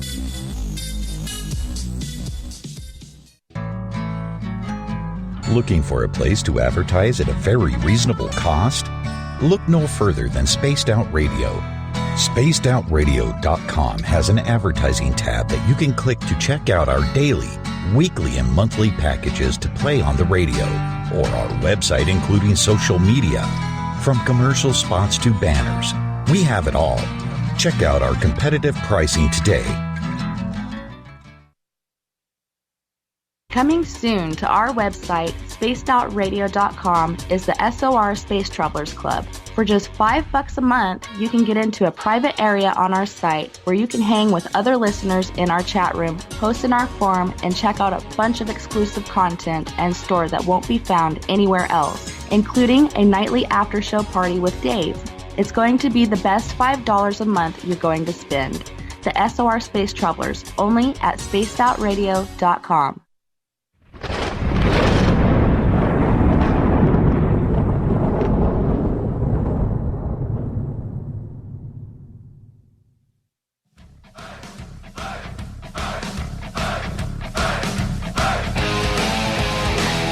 We pass the halfway point of Spaced Out Radio tonight. I am your host, Dave Scott, sitting in the captain's chair of SOR headquarters. Thank you, each and every one of you, for joining us. Yes, you. I'm pointing at you. Reminder, you can find most of our shows, if not all of them, at youtube.com/Spaced Out Radio. That's where we store our free archives. Just do me the favor, hit that subscribe button. While you're there, check out our brand new feature. You can find it on our website and the YouTube channel from Amber Beckerud called Cryptid Tales, Spaced Out Radio's Cryptid Tales. You can check that out. It's a new little feature that we are doing for some cool, real, interesting stories. Amber voices them all up. And she looks pretty good on camera, too. So give us a thumbs up on that if you don't mind. Our website is spacedoutradio.com, where soon the Gavinator will have more features for you. Currently, you can read up on Captain Chirk's SOR Newswire, listen to the show live, more features coming soon. Author and researcher Gian Quasar is our guest tonight on Spaced Out Radio. We are talking about the Bermuda Triangle tonight, and the last half hour, if you missed it, wow, just wow, about Flight 19, John's book, They Flew into Oblivion. The Disappearance of Flight 19 can be found on Amazon, along with his other great books. John, welcome back to the show. Thank you very much. As they were searching for Flight 19, what was the weather in the area that they could see out of Florida? Was it bad weather? Was it good weather? Were they seeing these clouds and anomalies that allegedly these pilots were seeing? No, by the time the active search got underway, it was dark. So the first aircraft would have been a PBM Mariner from Dinner Key, Miami, and its antenna got frozen over, so that was missing for a while. And then, about 7:30 was it? 2 PBM Mariners took off from Banana River and then split up. And then about 20 minutes later, one of those vanished completely, and that was the Martin Mariner. That apparently was observed by the Gaines Mill, a freighter in the area, a tanker, actually, off of Cape Canaveral area, and it reported it. They reported that an aircraft, what apparently it thought was an aircraft, exploded in the sky. They said it was this 100-foot flame fireball, and something came crashing to the sea and burning.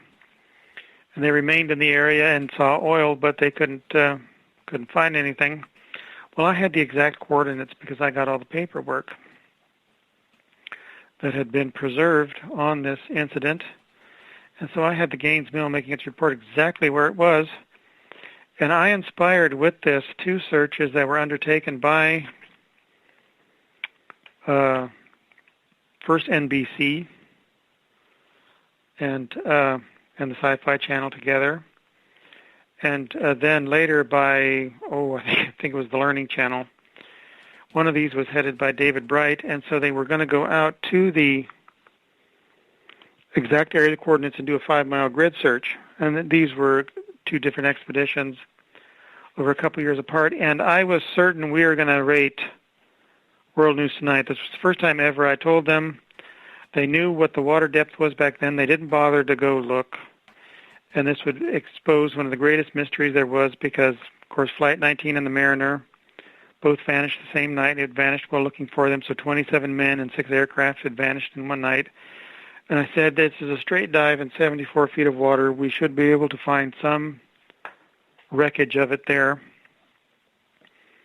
And, this is going to be a big deal. And did not find anything in a week-long search the first time. The second search was several days. And I told them to look further north than where we had looked the first time. And nothing. Not a thing could be found within the area. And so it's hard to say when the Gaines Mill said overhead, what did they mean? If it was just a mile or a half a mile outside of this 5-mile grid, I don't know, but it would take yet another expedition or more to try and find a trace of that aircraft. But we came up short 2 times in only 74 feet of water with 2 boats each time looking, with side scan, with cameras on the bottom, everything. And everything points to that being the aircraft that took off from Banana River because it vanished from the Solomons radar at that area. They reported that it went down. So I've inspired more than those searches, trying to find where some of these are, and just cannot find anything after all this time.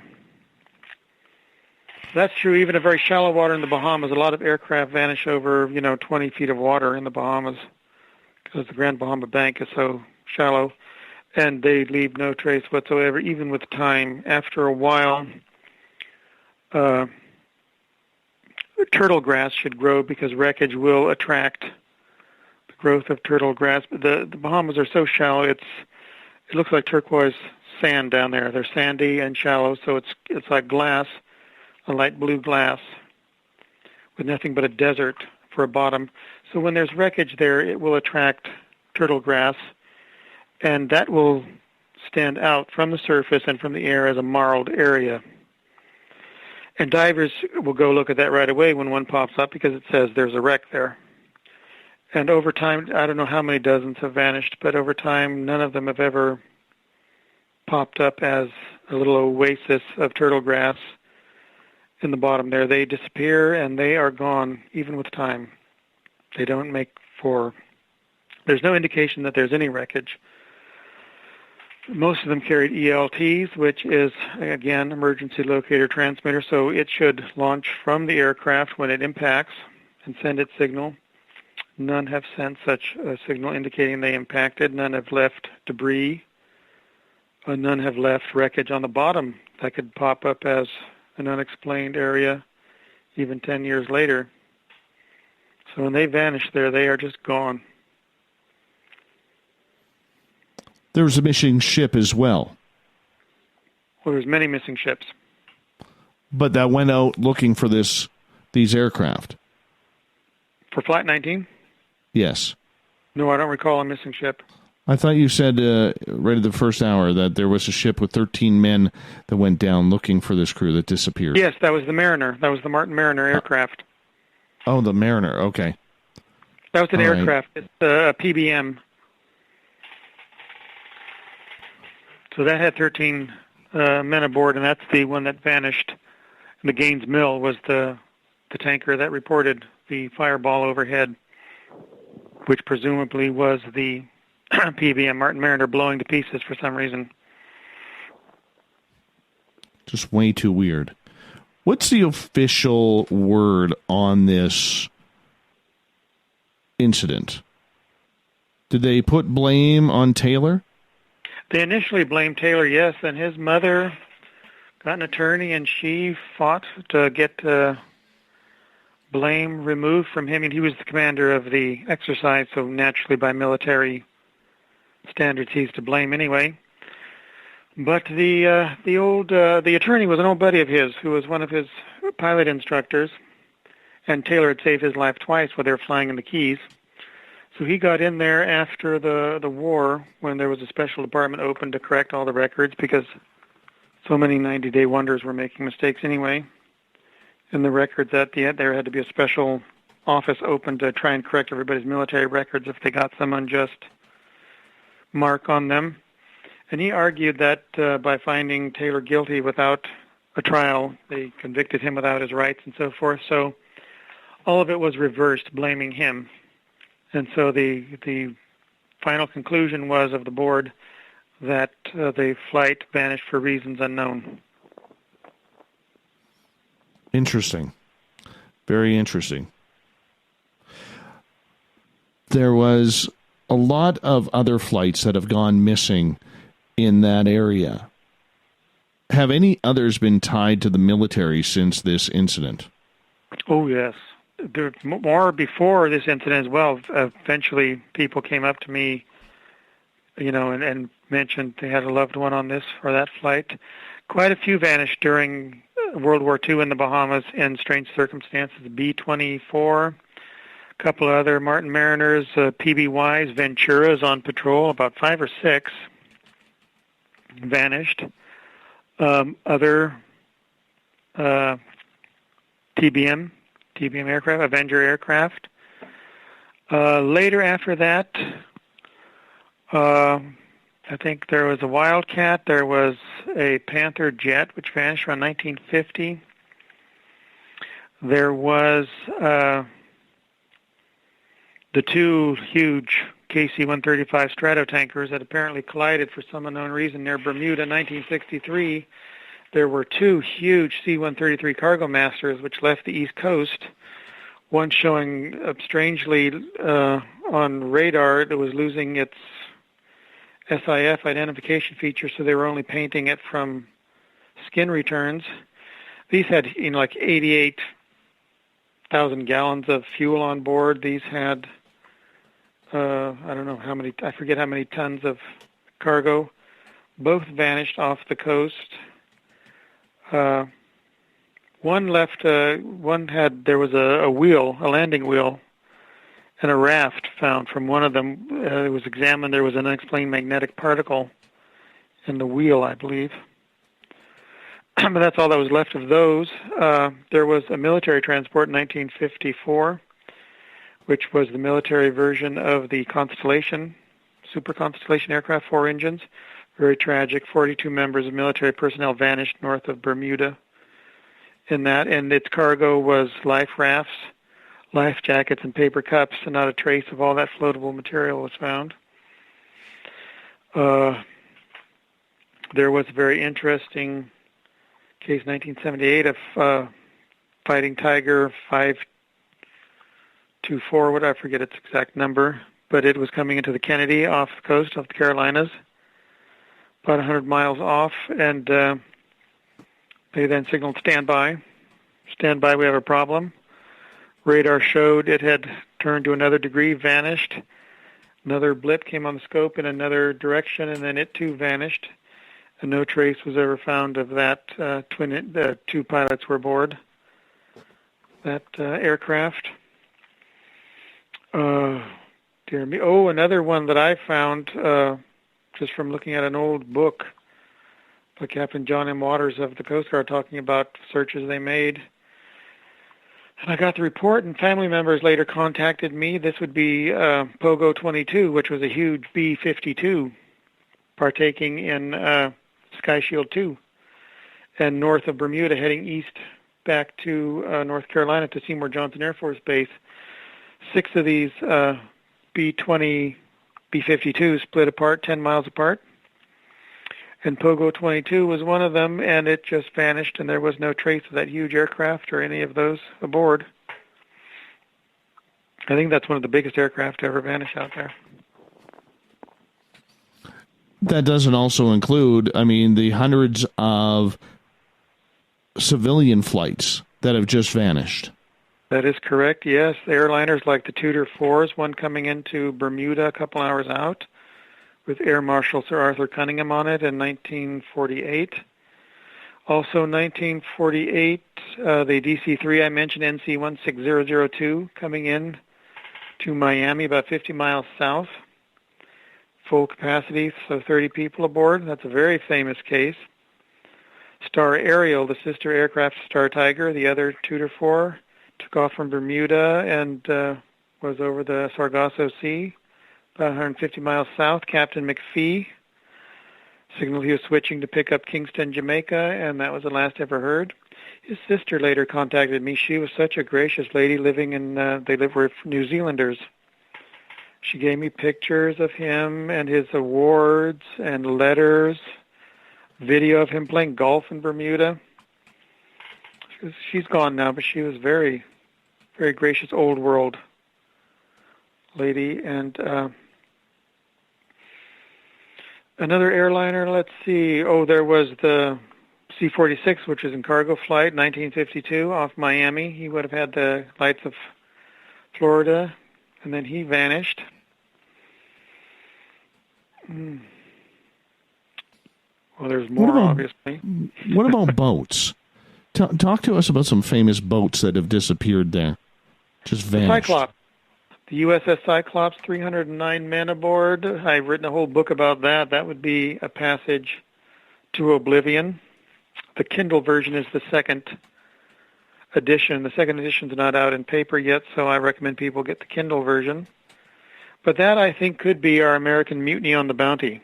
There's an awful lot to that. This was, this guy made Bligh look like nothing, the captain, George Worley, and this was an auxiliary ship, and people really don't know what the U.S. Navy auxiliary was in World War I. So we're talking about something that was still close to the old trader warships, and a lot of civilians aboard were the crew. A lot of pro-Germans there were aboard. Captain Worley himself was pro-German. So there was a lot of talk about intentional betrayal.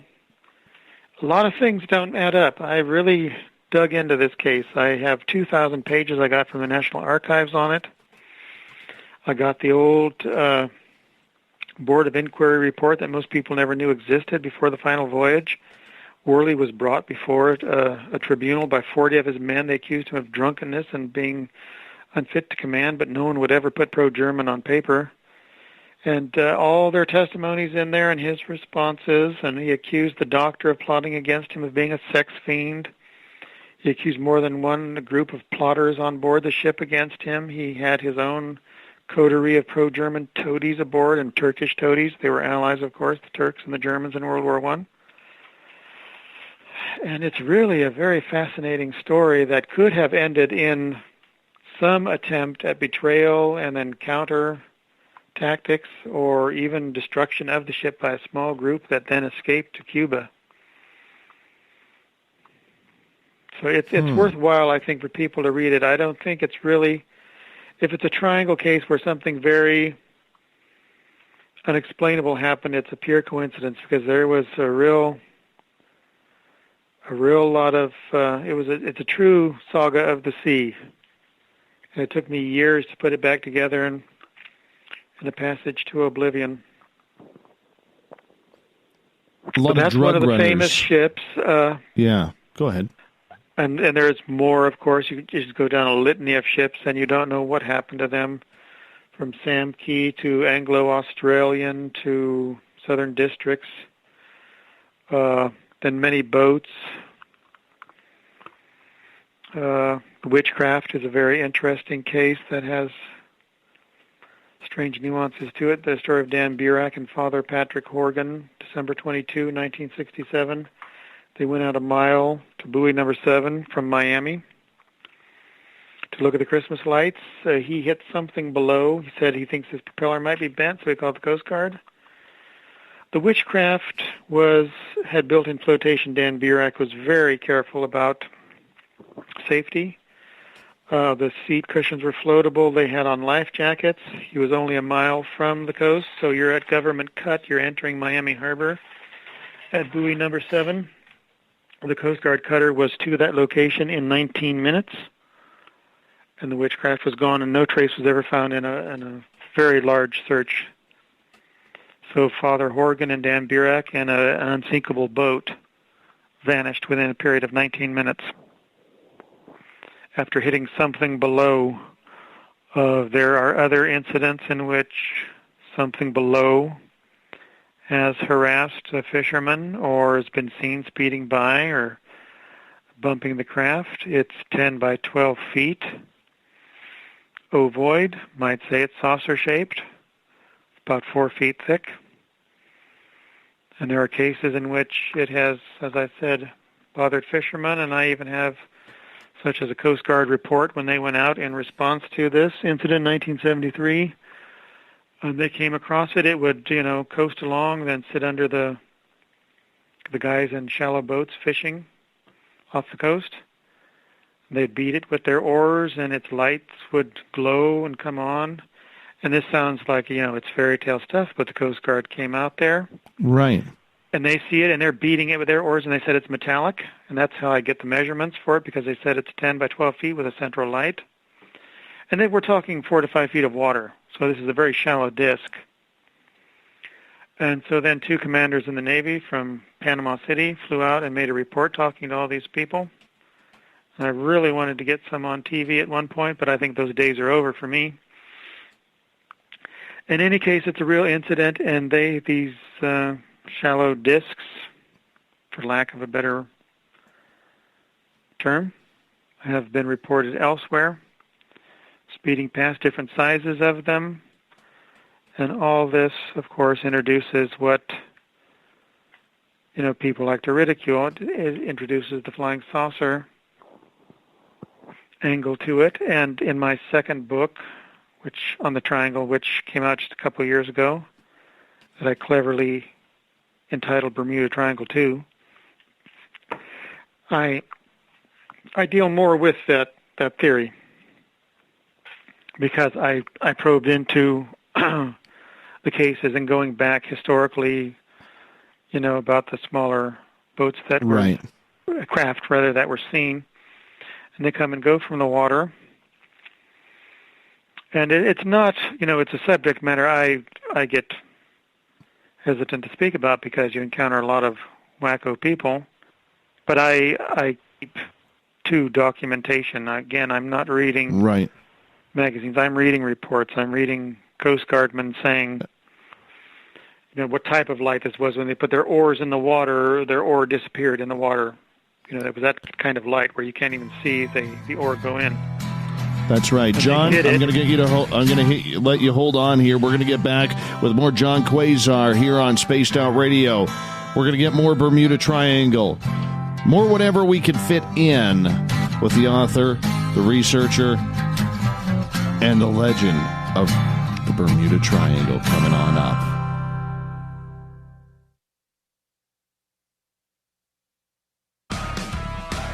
Get your horns up with me on Spaced Out Radio. This is Ron Bumblefoot Thal. Come tune in to SOR, where you can hear me rock out with Little Brother Is Watching, the official theme song of Spaced Out Radio. And then come on over to bumblefoot.com, where you can find out about my tour schedule, my music, and everything else. Bumblefoot.com keeps you up to date on what I'm doing and the best way to stay in touch with my music and music camps. Sign up for my newsletter at bumblefoot.com, and remember, Little Brother Is Watching. At spacedoutradio.com, we have a little bit of everything for you to stay up late. So while you're there, check out our SOR Newswire, where our team brings you stories of the weird and strange to the WTF from around the globe. News on Bigfoot, UFOs, paranormal, Darwinian-type crime tales. It's the stories that the mainstream media usually won't touch. Well, we got them all on the SOR Newswire, only at spacedoutradio.com. We all know on Spaced Out Radio we love a good beard and mustache, so why not take care of your facial hair with Mighty Moose Beard Oil?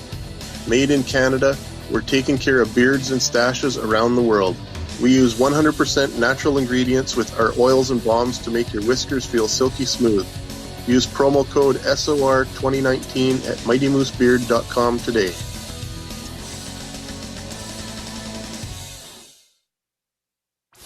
Come hang out with Spaced Out Radio, where we own the night. This is Carl. You can follow Dave on Twitter at Spaced Out Radio, and during the show, use the hashtag Spaced Out Radio to chat with us live. On Instagram, at Dave Scott SOR. On Facebook, give our page a like, Spaced Out Radio Show. SOR archives are free on YouTube at Spaced Out Radio. Come join us, or I will come join you. See you at your window. Find your escape where time has no limits. It's about living today and cherishing the heritage of yesterday. A spirit of adventure for what is new, with the nostalgia of the past. Your timepiece is a reflection of who you are. Life surrounded by beauty from the world around us to the soul within. EscapeWatches.com. There is no time like the present to enjoy your escape. Use promo code SMF2017 for your 20% discount today. The Call of the Wild is in Vancouver. The Moose Vancouver is one of the hottest bars and restaurants in the city. Open until 2 a.m. nightly, the Moose will rock you like a hurricane all night long. Great food with everything on the menu at $6.95 near the corner of Nelson and Granville. Get your horns up and come rock with us. The Moose Vancouver, the official rocking bar of Spaced Out Radio.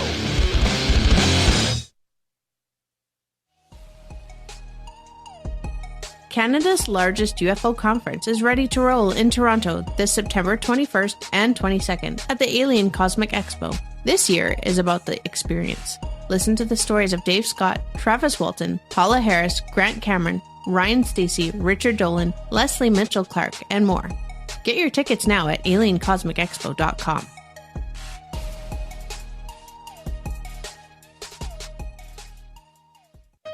Hey fans, it's Dave Scott. Do I have something for you to check out? A great documentary about legendary Mexican investigative journalist Jaime Maussan and his search for the truth about UFOs. Beyond the Spectrum, Maussan's UFO files can be found on Amazon Prime.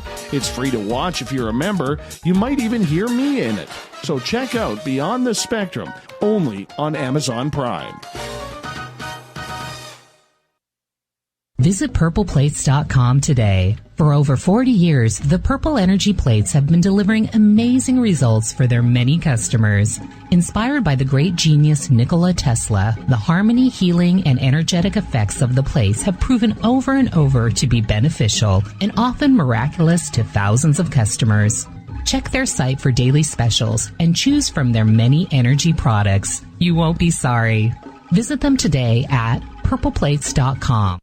So, you love talk radio? Then you'll love TalkStreamLive.com. TalkStream Live is always on, 24/7 with the best streaming talk shows. Find your favorite talkers and discover some new ones. It's free, readily available online or on mobile with any smartphone or tablet. Finding your favorite talk shows all in one place has gotten a whole lot easier. Just go to TalkStreamLive.com. Be sure to download the free apps from Google Play or the iTunes App Store.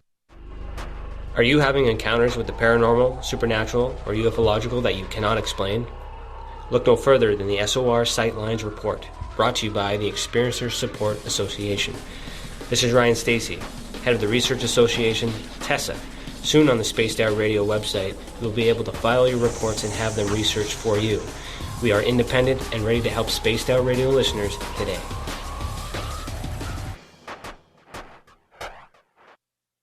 From the mile-high mountains of Colorado to all of you around the world, this is Tessa Nicole Thomas, and I invite you to stick around spacedoutradio.com for Saturday and Sunday nights where I host Spaced Out Weekend. Let me take you on a wild ride of weird and strange topics, from ghosts and ETs to remote viewing, psychic phenomena, and so much more. We get going at 9 p.m. Pacific, midnight Eastern Time on Spaced Out Weekend, where we own the night. On the first Tuesday of every month, I encourage you to come along for a journey with me, Geraldine Orozco, on The Spiritual You. Together, we will take a look at how to access the highest expression of yourself and change your life. Consciousness, ET contact, health, and wellness, we can talk about it all. So come along for a spiritual ride with me, Geraldine Orozco, on The Spiritual You, only on Spaced Out Radio. The freedom to post what you want, when you want. That's the social media freedom you need. Social Media Freedom is the free app in your app store. No need to worry about going to jail or being shadow banned any longer. It's the freedom to say what you feel. The freedom to know Big Brother isn't watching. It's the way social media is supposed to be. Social Media Freedom. It's time to set yourself free. Download from your app store today. We are getting ready to relaunch the SOR Space Travelers Club at spacedoutradio.com. For $5 a month, you can join us for a plethora of features found nowhere else. Hang out in a private chat room during the show and after party. You can check out some exclusive content and a store specifically for you, as well as a private listener forum where you can post your thoughts, stories, and pictures. The SOR Space Travelers Club, coming soon to spacedoutradio.com. Come get spooked at the 4th Annual Forest Moon Paracon in Cedar-Woolley, Washington, Saturday, September 28th. UFOs, ghosts, aliens, Bigfoot. Speakers include Mike Morin and Jason Jordan, R. Keith Andrews, and Dave Scott from Spaced Out Radio, and so much more. There will be workshops and a VIP roundtable. Get early bird tickets now at fmparacon.com.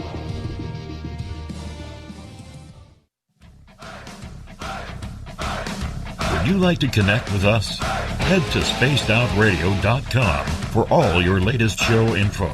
Now, back to Dave Scott and SOR. Welcome back to hour number 3 of Spaced Out Radio. Tonight, I am your host, Dave Scott. Thank you so much for joining us. Tomorrow night on the show, Reality Paranormal is back with Chris Cogswell and William Pullen, 9:06 Pacific, 12:06 a.m. Eastern at spacedoutradio.com. Hi to everyone listening in on our terrestrial affiliates, KDNF, AM 1560 in Dangerfield, Texas, KDUN, AM 1030 in Reedsport, Oregon, down in Ridgecrest, California, KZFX 93.7 FM, WQEE 99.1 FM in Noon in Georgia, and UPRN 107.7 FM in New Orleans. On the digital side, we are on Kingdom of Nye Radio and Revolution Radio. Great to have all of you with us. Thank you for letting us earn your broadcasting listening ears. And don't forget, you can check out all of our archives for free at youtube.com/spaced out radio. Just do me the favor, hit that subscribe button. The Desert Clam has set the password for tonight in the SOR Space Travelers Club. And be damned if I didn't forget it here. For some reason, my tweet deck isn't working and I can't see the pictures. Don't know why. Not letting me see the pictures. Tractor. Tractor is the password. Be sure to use it wisely, Space Travelers, as a clam sets a password each and every night right here on Spaced Out Radio. Our website is spacedoutradio.com, where the Gavinator will soon have new features for you. But for now, you can read up on Captain Shirk's SOR Newswire, listen to the show live soon. Coming much, much more. Tonight, for the final time, we introduce Gian Quasar. He is the author of They Flew into Oblivion, The Disappearance of Flight 19, and all the mysteries that go around the Bermuda Triangle, which is our guest tonight. John, welcome back to Spaced Out Radio. Thank you. I should also mention you can find all of John's books on Amazon, so make sure you go check them out. John is spelled Gian, Quasar, Quasar. So make sure you go check them all out. John, right before the break, we were talking about, even civilian flights disappearing, people seeing UFOs, people claiming sea monsters in the area of the Bermuda Triangle. Is this just myth, or is there any real good, solid reports? Let's start with sea monsters. I really have never encountered anything that I would say was accurate over a sea monster. No report like that. I've touched on the disc, the underwater disc. I've encountered a number of reports of those. Even Russian submarine captains came out and talked about when their experiences there. Russia Today, actually, over 10 years ago, did a quite involved story mentioning all these admirals and captains and what they had encountered and the speed at which they tracked these craft underwater. So that really does occur. It's interpret what it is, but these ovoids, really the USO unidentified submarine object, they do occur. But sea monsters, no, I have not encountered that. What about UFOs? The controversial theory. In all seriousness, overtly, I can only link one disappearance to a UFO, and that would be in 1980, June 28. I do have a fourth-generation copy of the Mayday, the sister of the passenger who vanished along with the pilot. Gave it to me. It is on YouTube. People can go to my channel there and listen to it. It's the Mayday of Jose Maldonado Torres. It was in the Air Coupe N3808H. They were about 35 miles off west coast of Puerto Rico. That gets an awful lot of UFO reports. They were flying from Dominican Republic to Puerto Rico back home.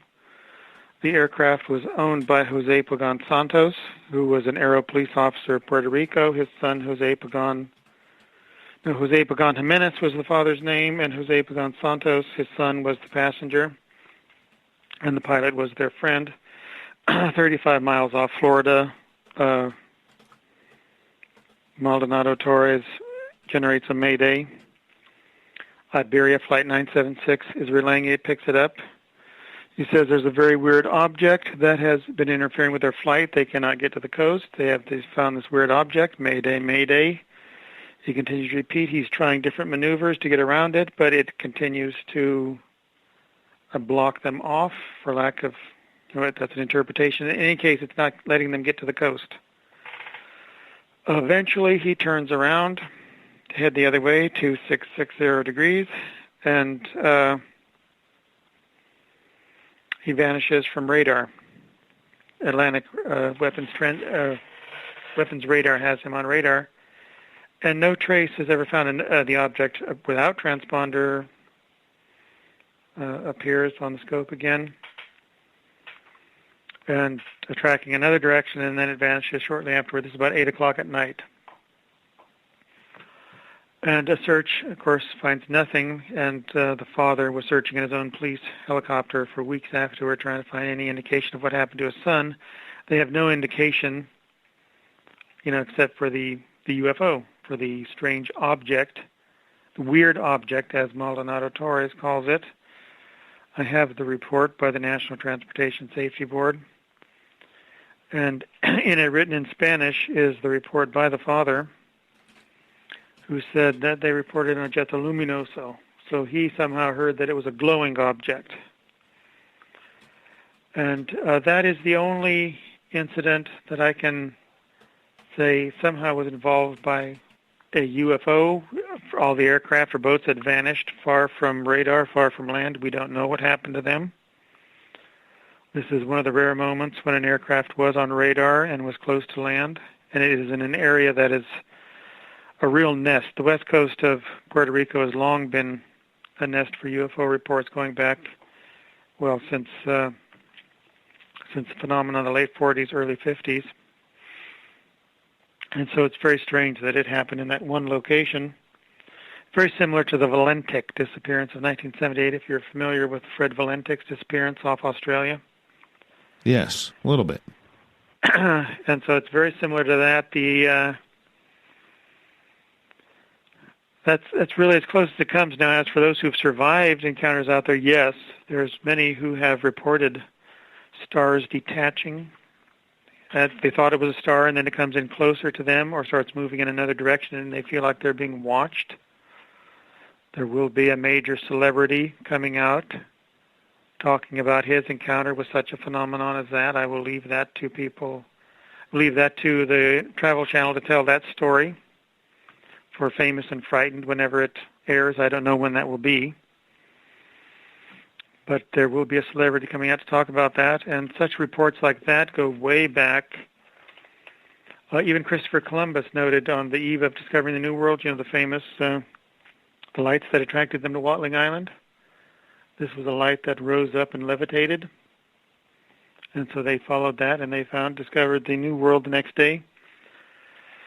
Many, many such reports can be found in the literature of NICAP and so forth, of even Air Force Base personnel reporting lights dashing up, hovering, and then sinking down, and doing this back and forth out there, and sometimes very close where it's over the treetops or over the ocean, and then sometimes they zoom away.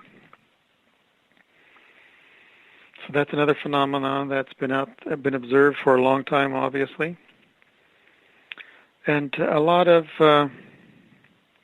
discs have been reported. One circled the Coast Guard cutter Sebago once and then changed course. That was in 1956. Incredible. Incredible. And you John, don't hear much about it, of course. I'm the only one who writes about the subject matter, but that's something I don't really... I'm writing more about it lately, but I have to be very careful with that. I don't need to be painted up with the aluminum foil crowd. Not a fan of the tin foil? No. I have a roll right behind me if you need one. No, thank you. I do have to ask, though, with the field of ufology in a real state of flux as it is right now, what's your thoughts on the way UFOs are becoming more mainstream right now?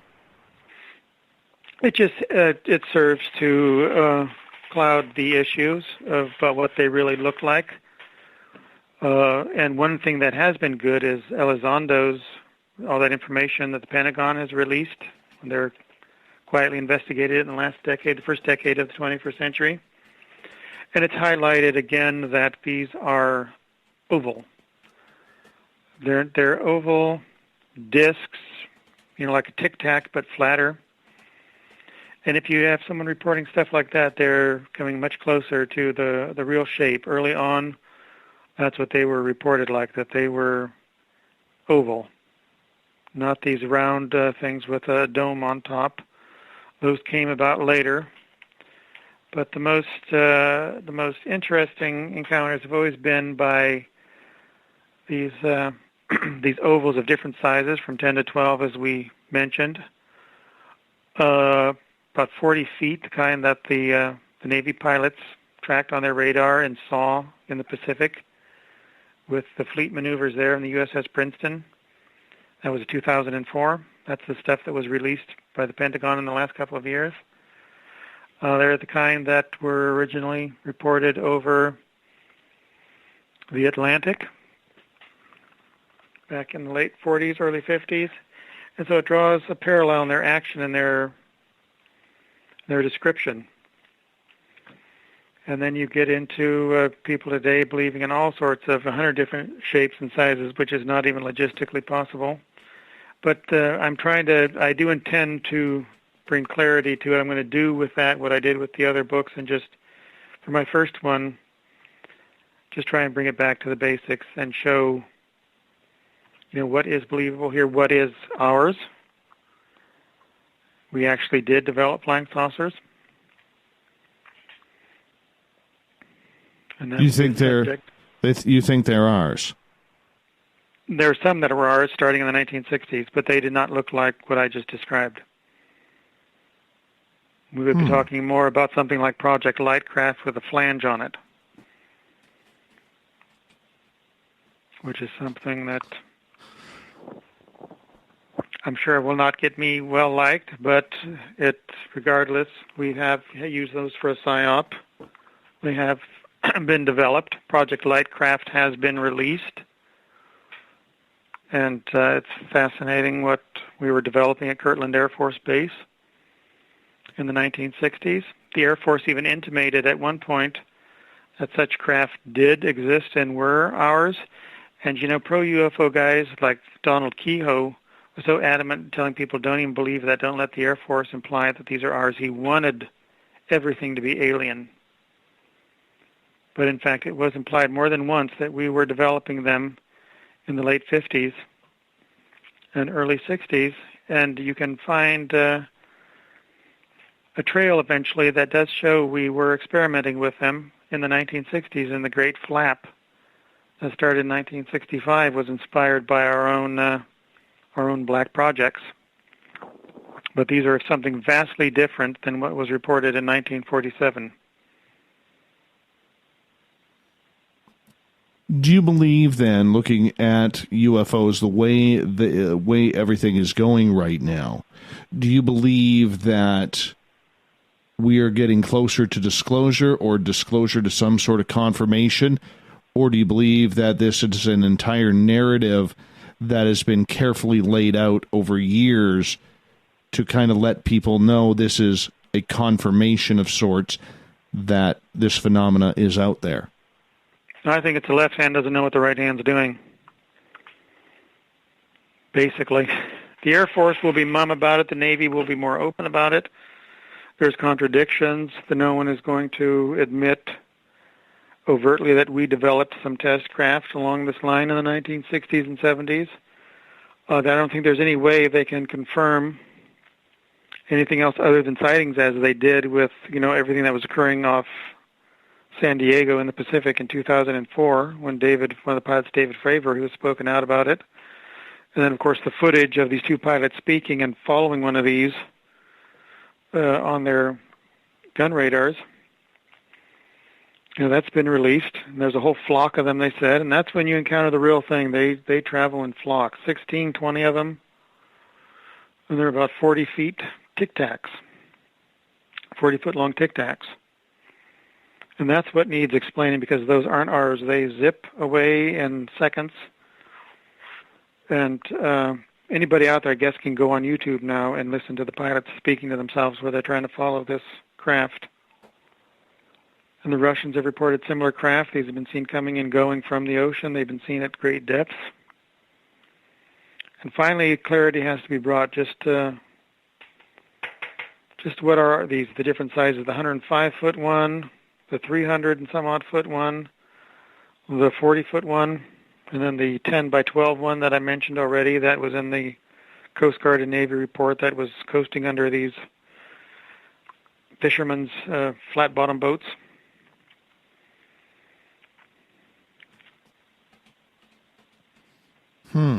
We've got about 6.5 minutes left with you tonight.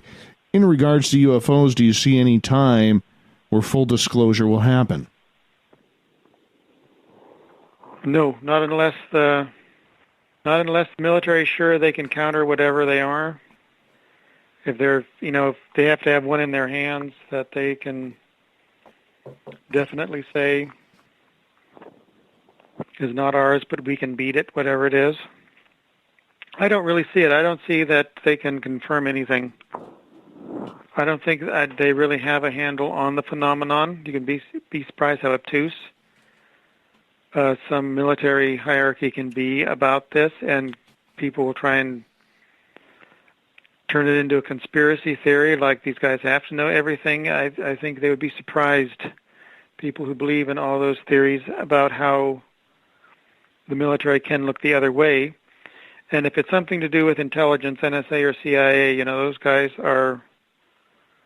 they are going to cloud the issue more than clarify it. That's their job. They're the genuine deep state. They're the genuine rogue nation. You're not going to get them to confess to anything. Do you believe then that we have never had an alien craft here, as has been reported that there have been some hiding at places like Area 51? If they've been seen the way they've been described at Area 51, it would be something we developed as an adjunct to light craft. I've seen how they're modeled, and if you look at the Lake Toreati, the New York ones, you'll see what I'm talking about. They look like a space capsule that has a flange on them, and if you see anything that's got a dome, that's flat-top dome, that's one of ours. And if someone has seen flying saucers at these bases, I don't doubt them, but their interpretation that something like this is alien would be incorrect. Anything that we cannot describe would be an ovoid disk with nothing, with no dome on top, in the strictest sense of how we picture them, in movies. That goes back even before they were popularly, discovered in 1947. You have the Nicholas Rarich sighting in 1926 over the Altai Himalayas. in which he describes a huge ovoid way up high that was so bright it was reflecting, the sun on one side. That is when you get into the genuine article, and he published that in 1929 in his book Altai Himalaya. I have a first edition from 1929. It's on page 361, 362. And so he and his caravaneers saw basically a large-size ovoid disk flying high up over the Mongolia in 1926 that reflected the sun. And so there is a phenomenon we have to face, but we can only face it if we get over all of the folklore that we invent about what's going on and little green men and all that kind of stuff.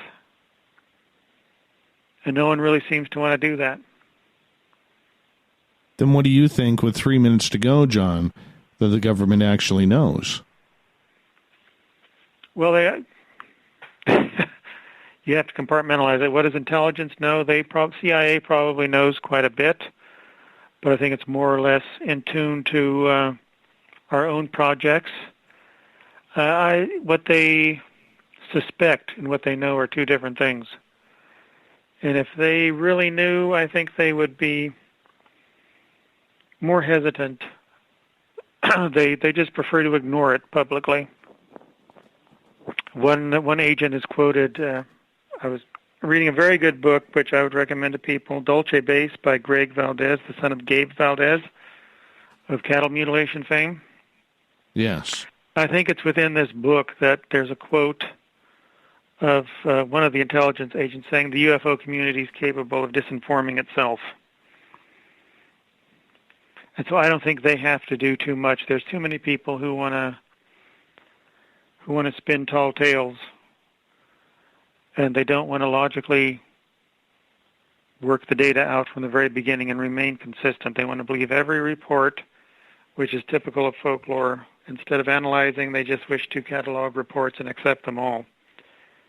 And it's time. I think we did a lot of analyzing and found all the consistent threads and know what is not something we're capable of and what is something we were capable of designing.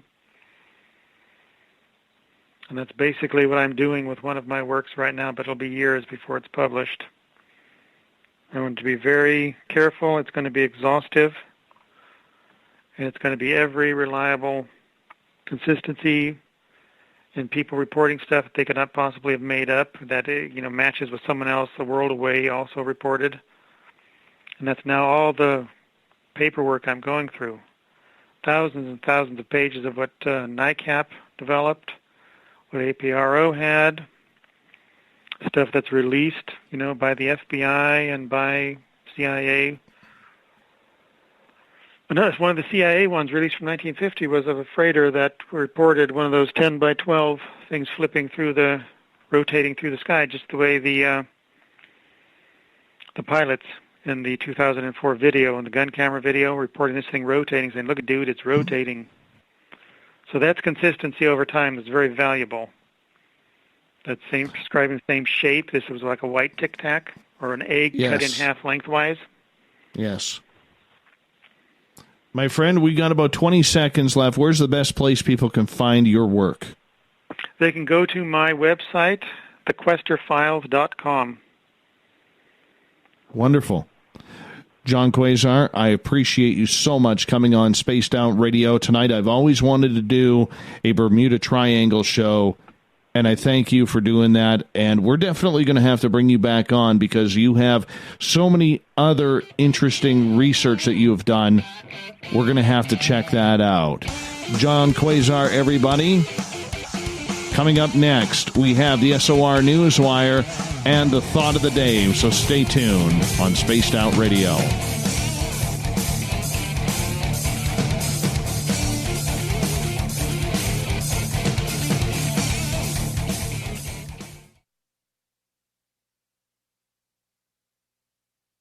Coming soon to our website, spacedoutradio.com, is the SOR Space Travelers Club. For just $5 a month, you can get into a private area on our site where you can hang with other listeners in our chat room, post in our forum, and check out a bunch of exclusive content and store that won't be found anywhere else, including a nightly after-show party with Dave.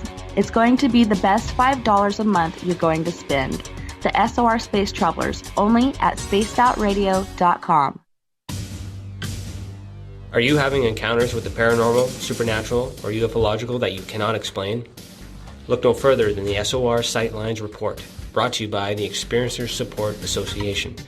This is Ryan Stacy, head of the Research Association, TESA. Soon on the Spaced Out Radio website, you'll be able to file your reports and have them researched for you. We are independent and ready to help Spaced Out Radio listeners today. Hello, this is your guitar man, Ron Bumblefoot Thal, and I have to tell you, I love the response I get for Little Brother is Watching from Spaced Out Radio fans. It's amazing how music can inspire and make people think deeper about what's going on in the supernatural world. You can head over to my website, bumblefoot.com, to check out my music, my guitar workshops, my touring, even check out some of the hot sauces that I'm working on. And make sure you keep on listening, because with Spaced Out Radio, you know Little Brother is watching. Hey, Spaced Out Radio listeners, it's Dave Scott. I want you to check out a great documentary I'm involved in called Beyond the Spectrum, Mosson's UFO Files. Directed by Darcy Weir, the film follows Jaime Mosson's journey for mainstream journalistic truth in ufology in Mexico.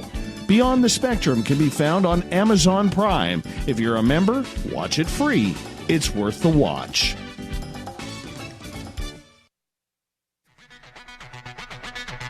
Come get spooked at the 4th Annual Forest Moon Paracon in Cedar-Woolley, Washington, Saturday, September 28th.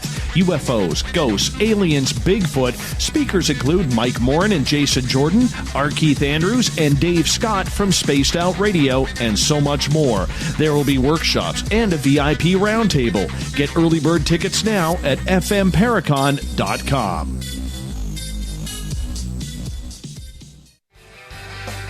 From the heartlands of Canada to beards around the world, we know how to take care of you. Fill your follicles with the Mighty Moose Beard Oil.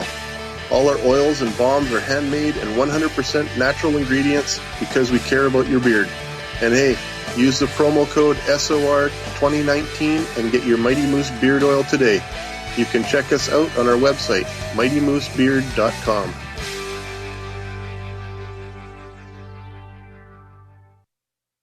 Heading to Vancouver and looking for a night on the town? The Moose Vancouver is the bar that never stops rocking until 2 a.m. every night. The Moose has great food with everything on the menu from $6.95 to $8.95. Fantastic, vibrant staff and rock and roll that will bring you back to when the music was real, the hair was long, and the guitars were rocking. Get your party on at the Moose Vancouver, the official party bar of Spaced Out Radio. A timepiece is a reflection of who you are, and what better way to show off the real you than with an Escape watch. Escape is a lifestyle brand accessorizing your days and nights. Choose to escape and create the life of discovery that you deserve. Dream, play, unite with your own personalized Escape watch. Head to escapewatches.com. There is no time like the present to enjoy your escape. Use promo code SMF2017 for your 20% discount today. Coming up this September 21st and 22nd, all UFO eyes will be focused on Toronto for the 4th Annual Alien Cosmic Expo. Come listen to some of the biggest names and experiencers in ufology. Travis Walton, Paul Hellyer, Richard Dolan, Paula Harris, Grant Cameron, Randy Kramer, and Spaced Out Radio's own Dave Scott. Tickets are on sale now at aliencosmicexpo.com.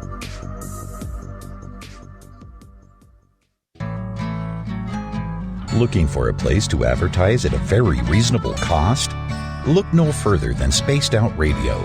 SpacedOutRadio.com has an advertising tab that you can click to check out our daily, weekly, and monthly packages to play on the radio, or our website including social media.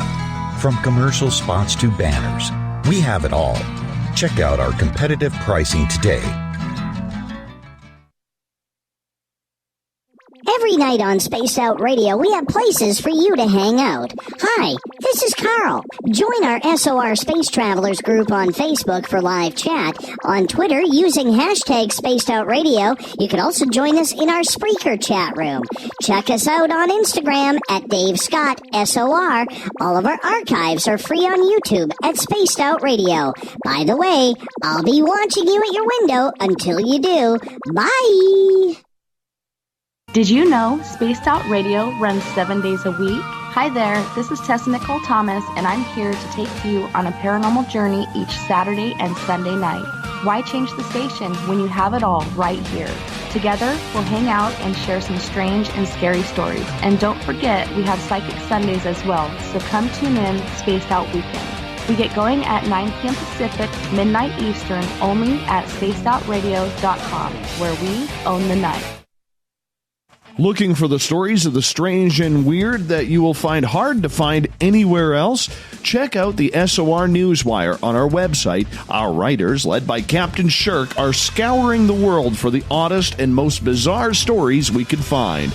Everything from weird crime to suspenseful and paranormal. We're working hard for you to bring you the most intriguing news of your day. Check out the SOR Newswire at spacedoutradio.com today.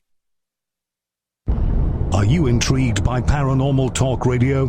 You'll love the new Paranormal Radio app from TalkStream Live.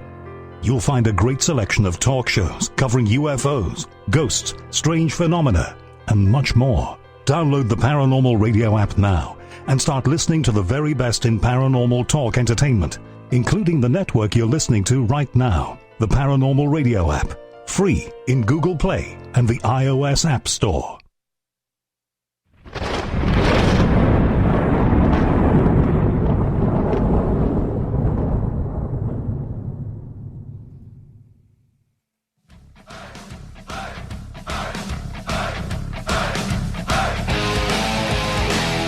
We've rounded third. We're heading for home tonight on Spaced Out Radio. I am your host, Dave Scott, sitting in the captain's chair of SOR headquarters. Great to have each and every one of you with us, especially everybody in the Spreaker chat room tonight.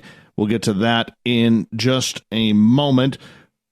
Want to remind all of you, if you've missed most of this show or others, you can always go to our chat room on YouTube. Actually, our YouTube channel, really. I'm a little bit out of it right now. Tell you why in a second. Our YouTube channel, youtube.com/Spaced Out Radio. Just do me the favor, hit that subscribe button. Our website is spacedoutradio.com, where we have a plethora of features coming for you from the Gavinator. So please stay tuned. Until then, you can read up on Captain Shirk's SOR Newswire and listen to the show live. Let's get to it, shall we?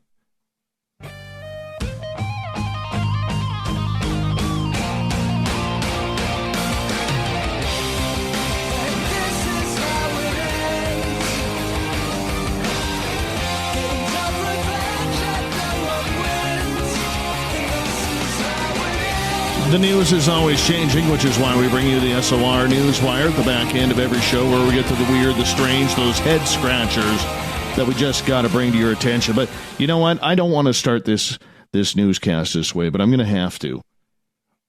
For the last 3 years, we had a gentleman out of New York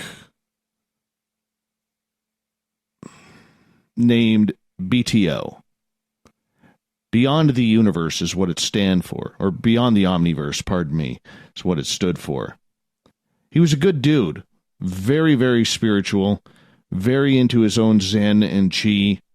I really liked him. He had a real solid beard, always used to give a beard tug when we talked on Skype.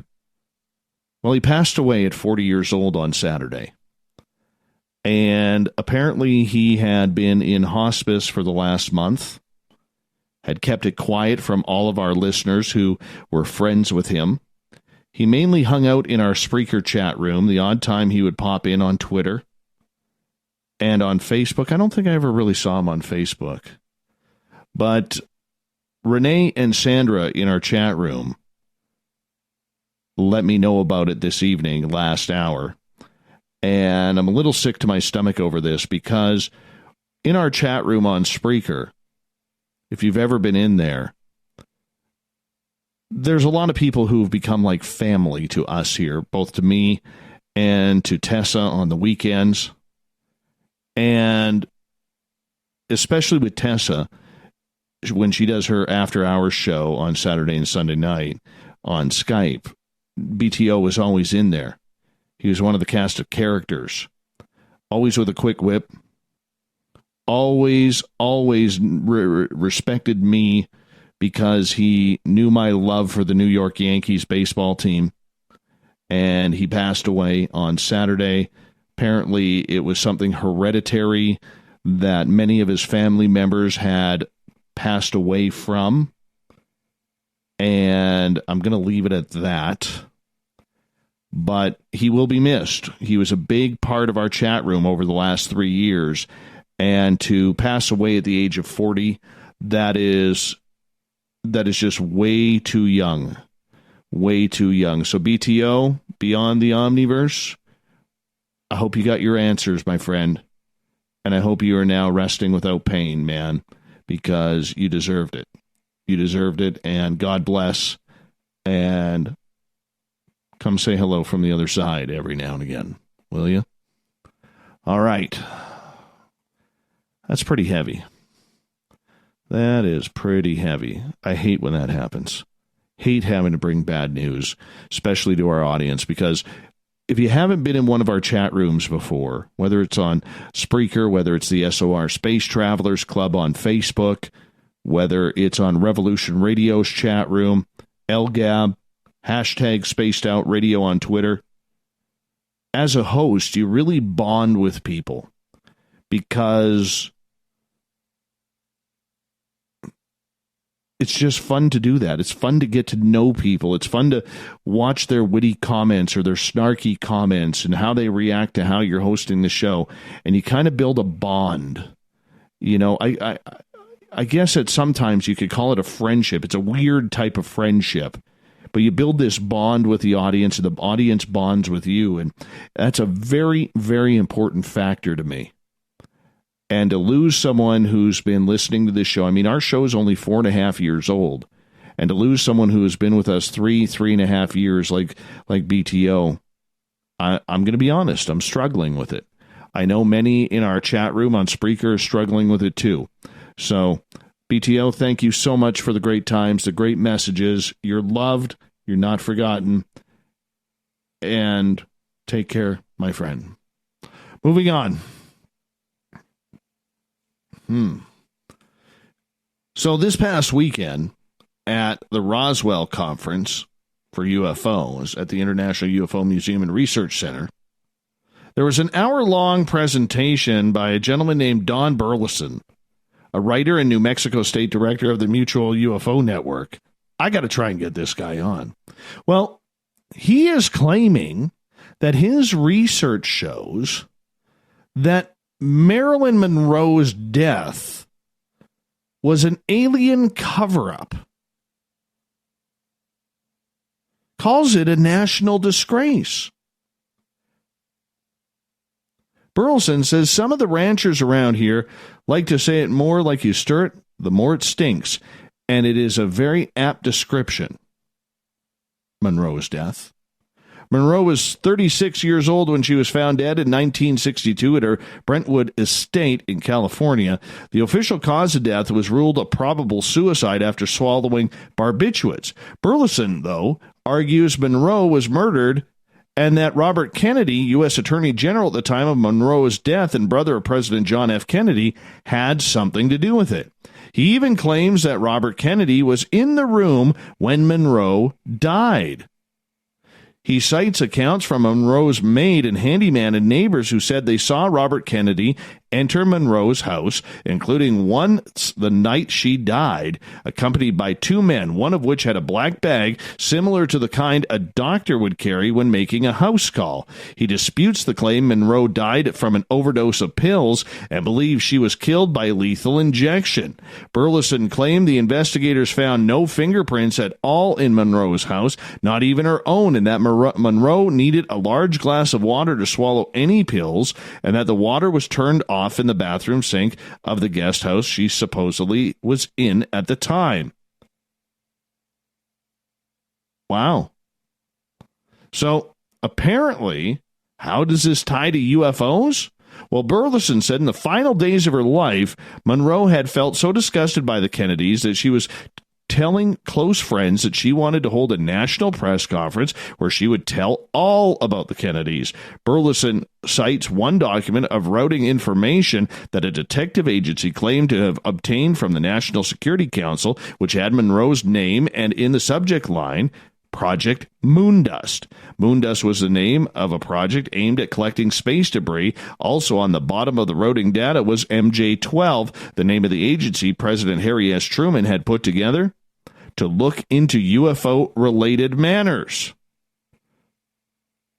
Burleson also pointed out to a wiretapped conversation between journalist Dorothy Kilgallen and a close friend where they discussed a conversation one of them had with Monroe and that she had a few secrets to tell. One such secret, Kilgallen said, was about a secret visit John Kennedy had made to an airbase with the purpose of inspecting materials from outer space, and that such a disclosure would be an embarrassment for Kennedy's efforts to place a man on the moon. I got to get a hold of this Burleson guy. We need him on this show. This is serious woo here. Serious woo. We got to get him on the show. We're going to try that. All right, moving on. In Akron, Ohio, police are trying to locate a man who reportedly drove a bulldozer on a wild, destructive ride from a construction site down a residential street. Police got a 911 call this past Friday about a man driving the bulldozer erratically. The caller said he didn't believe the man was a construction worker because he was shirtless and possibly wearing only underpants and was jerking the machine back and forth. Police said the bulldozer slammed into the front of a home, heavily damaging an enclosed porch. A mother and children inside retreated to the home's back and weren't injured. Police said the bulldozer also rammed a vehicle and a chain link fence. The bulldozer was found abandoned. Now, apparently, this is becoming a problem in the Philippines with bricks of cocaine washing up on shore with street values of millions upon millions of dollars. In the latest incident, 7 suspected cocaine bricks were found floating near a beach near Quezon province on the weekend. And in May, 39 bricks with an estimated value of $4 million were found by a fisherman. Police have said it's possible the drugs were bound for Australia, where there's strong demand for cocaine, but as of yet, there's no definitive answers as to why these tightly bound drug packets are appearing along the coast. So how much cocaine has been found? A family having a picnic by the sea in Malban municipality spotted 7 objects floating near the shore. They collected them, and after realizing what they might be, Ruel Perez immediately called police. The police came down, told the local media that the packages contained a white substance, were wrapped with tape, and bore an energy drink logo. The contents is still being tested, but an ounce of cocaine? Or pardon me, if it were cocaine, it would have had a street value of $682,000. So why is this happening? Well, according to the police, sometimes speedboats will toss cargo overboard if they are being chased to destroy evidence, and the currents could have brought it to the Philippines. Yeah. Floating cocaine. Half of Hollywood is going to be flying to the Philippines here very, very soon. All right, moving on here. A man accompanied by his cat Spaghetti made himself at home after breaking into an Oregon residence this past weekend by trying on a woman's Christmas onesie, eating a cupcake, and making coffee. The alleged break-in happened at around 3:45 p.m. to about 15 miles east of Portland. The homeowners told police they returned home and noticed damage and items that didn't belong to them. They said they found a cat wearing a shirt in the crawl space beneath the house. When officers arrived, a man wearing the owner's Christmas onesie emerged from the crawl space as well. Police identified the suspect as 38-year-old Ryan Bishop. Apparently, he forgot what state he was in, thinking he was in Florida. His cat, named Spaghetti, got arrested as well. Investigators say Bishop and Spaghetti broke into the couple's home, ate a cupcake, made some coffee, found the onesie in the dryer, so he put it on. Bishop is being booked in Multnomah County Jail on first-degree burglary, first-degree criminal mischief, and third-degree theft. No word if he's been charged for stretching out the onesie. Scientists are looking at 3D printing human skin and bones for Mars. How weird is this? Yeah, I know. So apparently what's happening here is in preparation for the potential landing of humans on Mars, knowing that you might not just make it back, they have decided that they are going to be prepared for anything. You know, I never would have thought of this, to be blunt. I definitely would not have thought about this. Printing human skin and bones for Mars astronauts. It really is showing that this could be a one-way trip. It really is. It's kind of eerie to think that.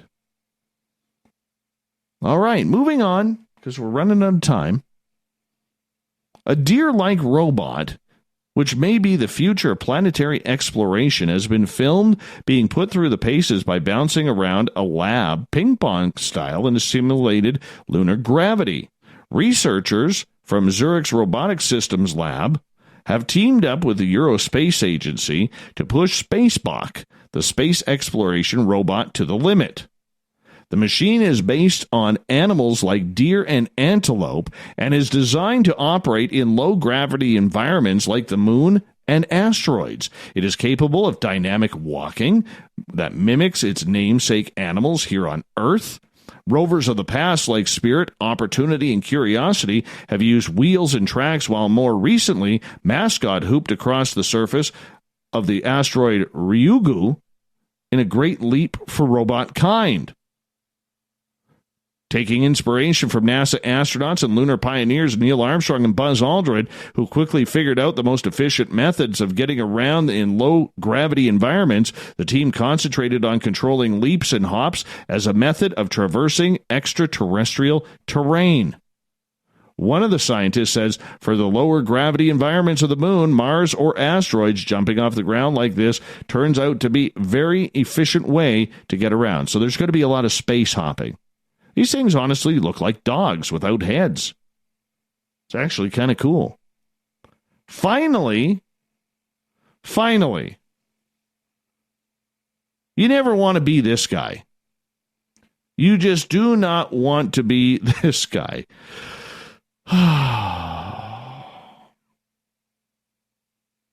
If you've got a felony warrant for your arrest and the cops are looking for you, this is literally the last thing you want to happen. You are going to have a crappy day, pun intended. In Liberty, Missouri, law enforcement in the Northland relied on some basic senses over the weekend to help track down an alleged criminal. A spokesperson for Clay County Sheriff's Office posted a photo on Facebook of the search, dog team included, really nice German Shepherd, and added that while officials were searching for this person, he farted. He broke wind so loud that it immediately gave up the suspect's hiding spot. Yeah, the cops didn't know where he was. He was tucked in that well into this forest area until Mother Nature took over. And he ripped one. I know you're laughing. I know you're shaking your head. He just couldn't hold it in.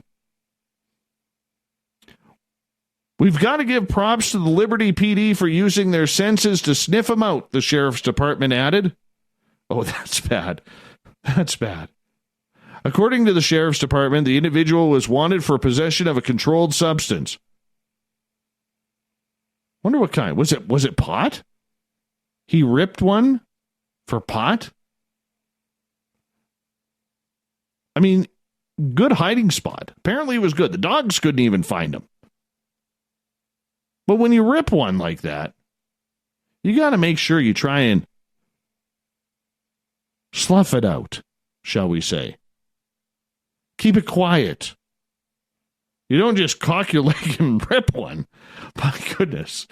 Oh, man. What a show. What a show. We're going to end it right there. Thank you so much for Captain Shirk and putting together our SOR Newswire. Thank you to Renee and Sandra in the SOR Space Travelers Club, on Spreaker, in our chat room for letting us know about our listener BTO. Much love to BTO. God bless, buddy, on the other side. And we'll get to the thought of the day again tomorrow, because we had to get the BTO news out, so that was a little bit more important tonight than our thought of the day. So we'll have a new one tomorrow for Reality Paranormal, because Chris Cogswell, the mad scientist, and William Pullen, UFO researcher, we're going to get together for Reality Paranormal starting at 9:06 Pacific, 12:06 a.m., only at spacedoutradio.com. So, big thanks to you. Hey, don't forget, you can also listen to us on our digital stations, on Revolution Radio, and our brand new affiliate, KONR, Kingdom of Nye Radio, a Bart L production from El Gap. So make sure you check that out as well.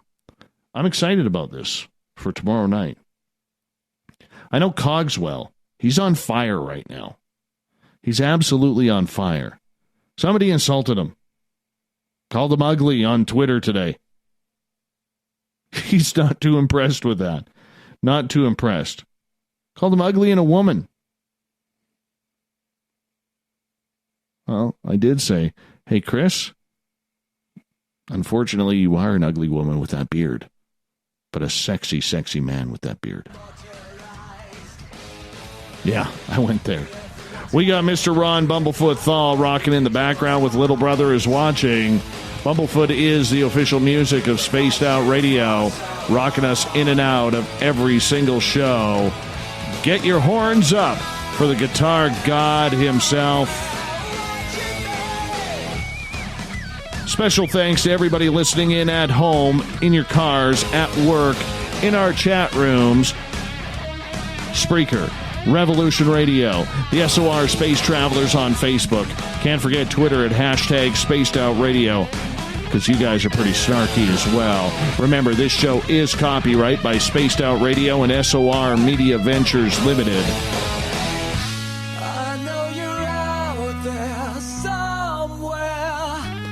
Thank you so much for joining us tonight.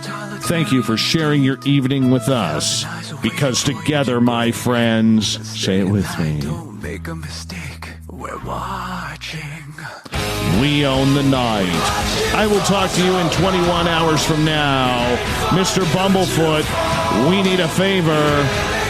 We need you to take us home.